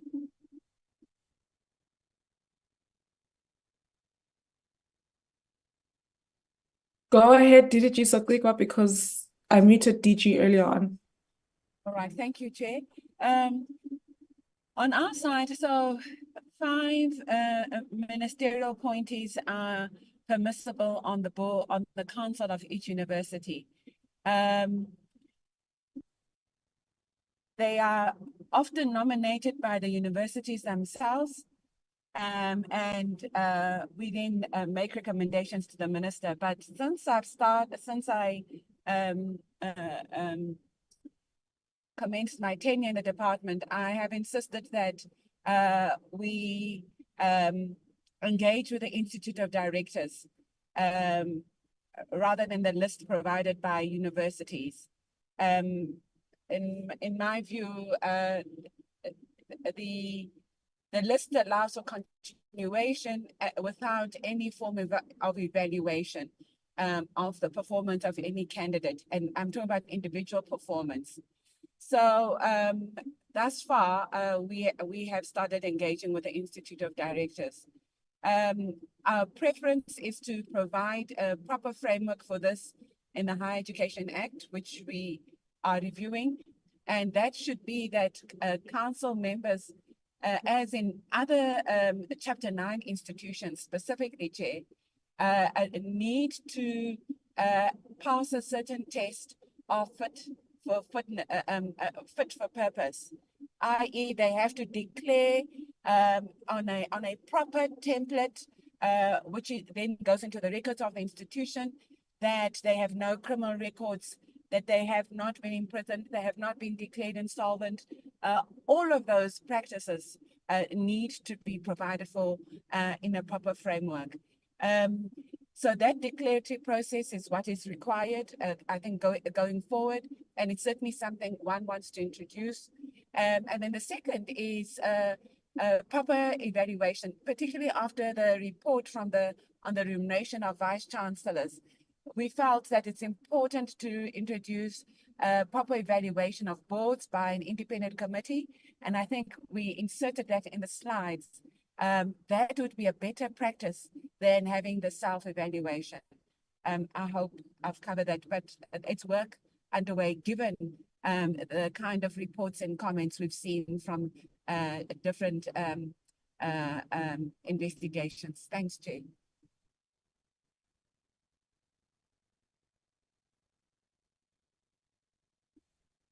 And perhaps more specifically, the prerogative on the appointment of council members sits with the minister, and that's in terms of the Act. Thank you, Chair. All right. Thank you very much, DDGs, and thank you very much, DG. I think any other outstanding item I would like for us to really try our best to have it adequately responded to in writing if Honorable Letsie is not satisfied. And we really implore on the department to lead in this regard. The work of this sector is so copious, like it's so much that we can never get through the bulk of it in one committee meeting. And so we really do rely on colleagues to commit themselves to the written responses, because that affords us an opportunity to expand the work of oversight beyond the sitting, our oversight work cannot be restricted to these sittings. I mean, 3 hours, 4 hours in a day is not sufficient to fix all the challenges that are in our sector or to even build our sector towards greater heights. So please, we really implore on yourselves to lead, because if you don't lead, then all the entities and the institutions will also follow suit.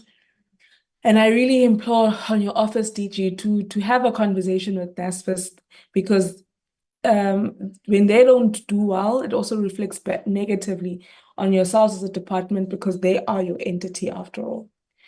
Colleagues, with that being said, that brings us to the end of our meeting. I want to request that an invite be shared to the committee and to the AG in the induction of the new council members.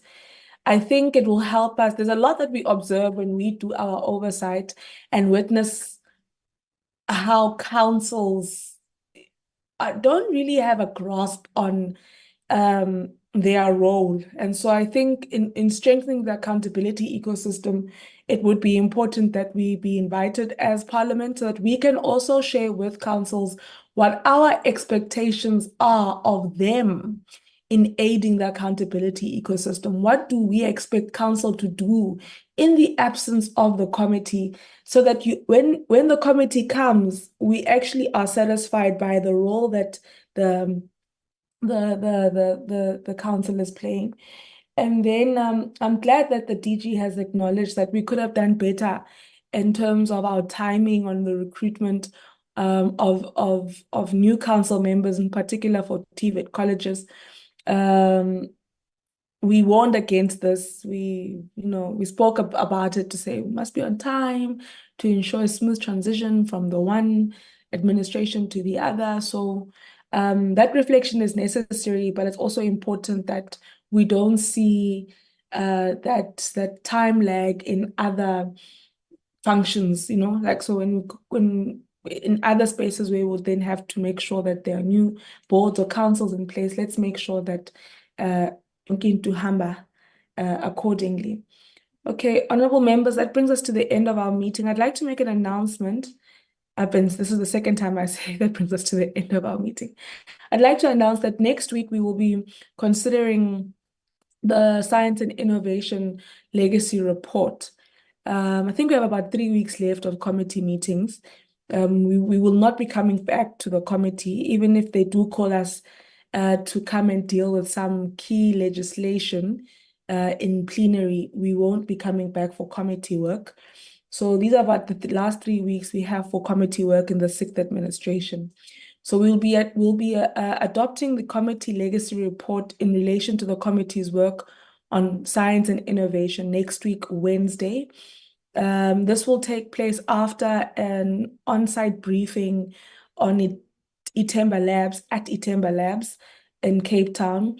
We were supposed to go to Itemba Labs, I think last year, if not towards the end of the year before, if I'm not mistaken. And then they also invited us to their launch and we couldn't honor that. So we're going to take the opportunity of going and seeing their labs, but also having considering the legacy report on science and innovation there. So members are greatly encouraged to attend and to be present. And then the one on higher education will be the following week, Wednesday, and the venue and the details regarding that will be communicated to members. Okay, that does really bring us to the end of this meeting. We'll see each other in the chambers as we deal with questions to the social transformation cluster. Thank you.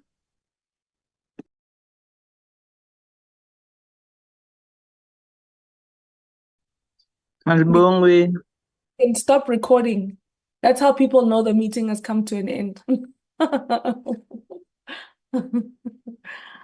Recording stopped.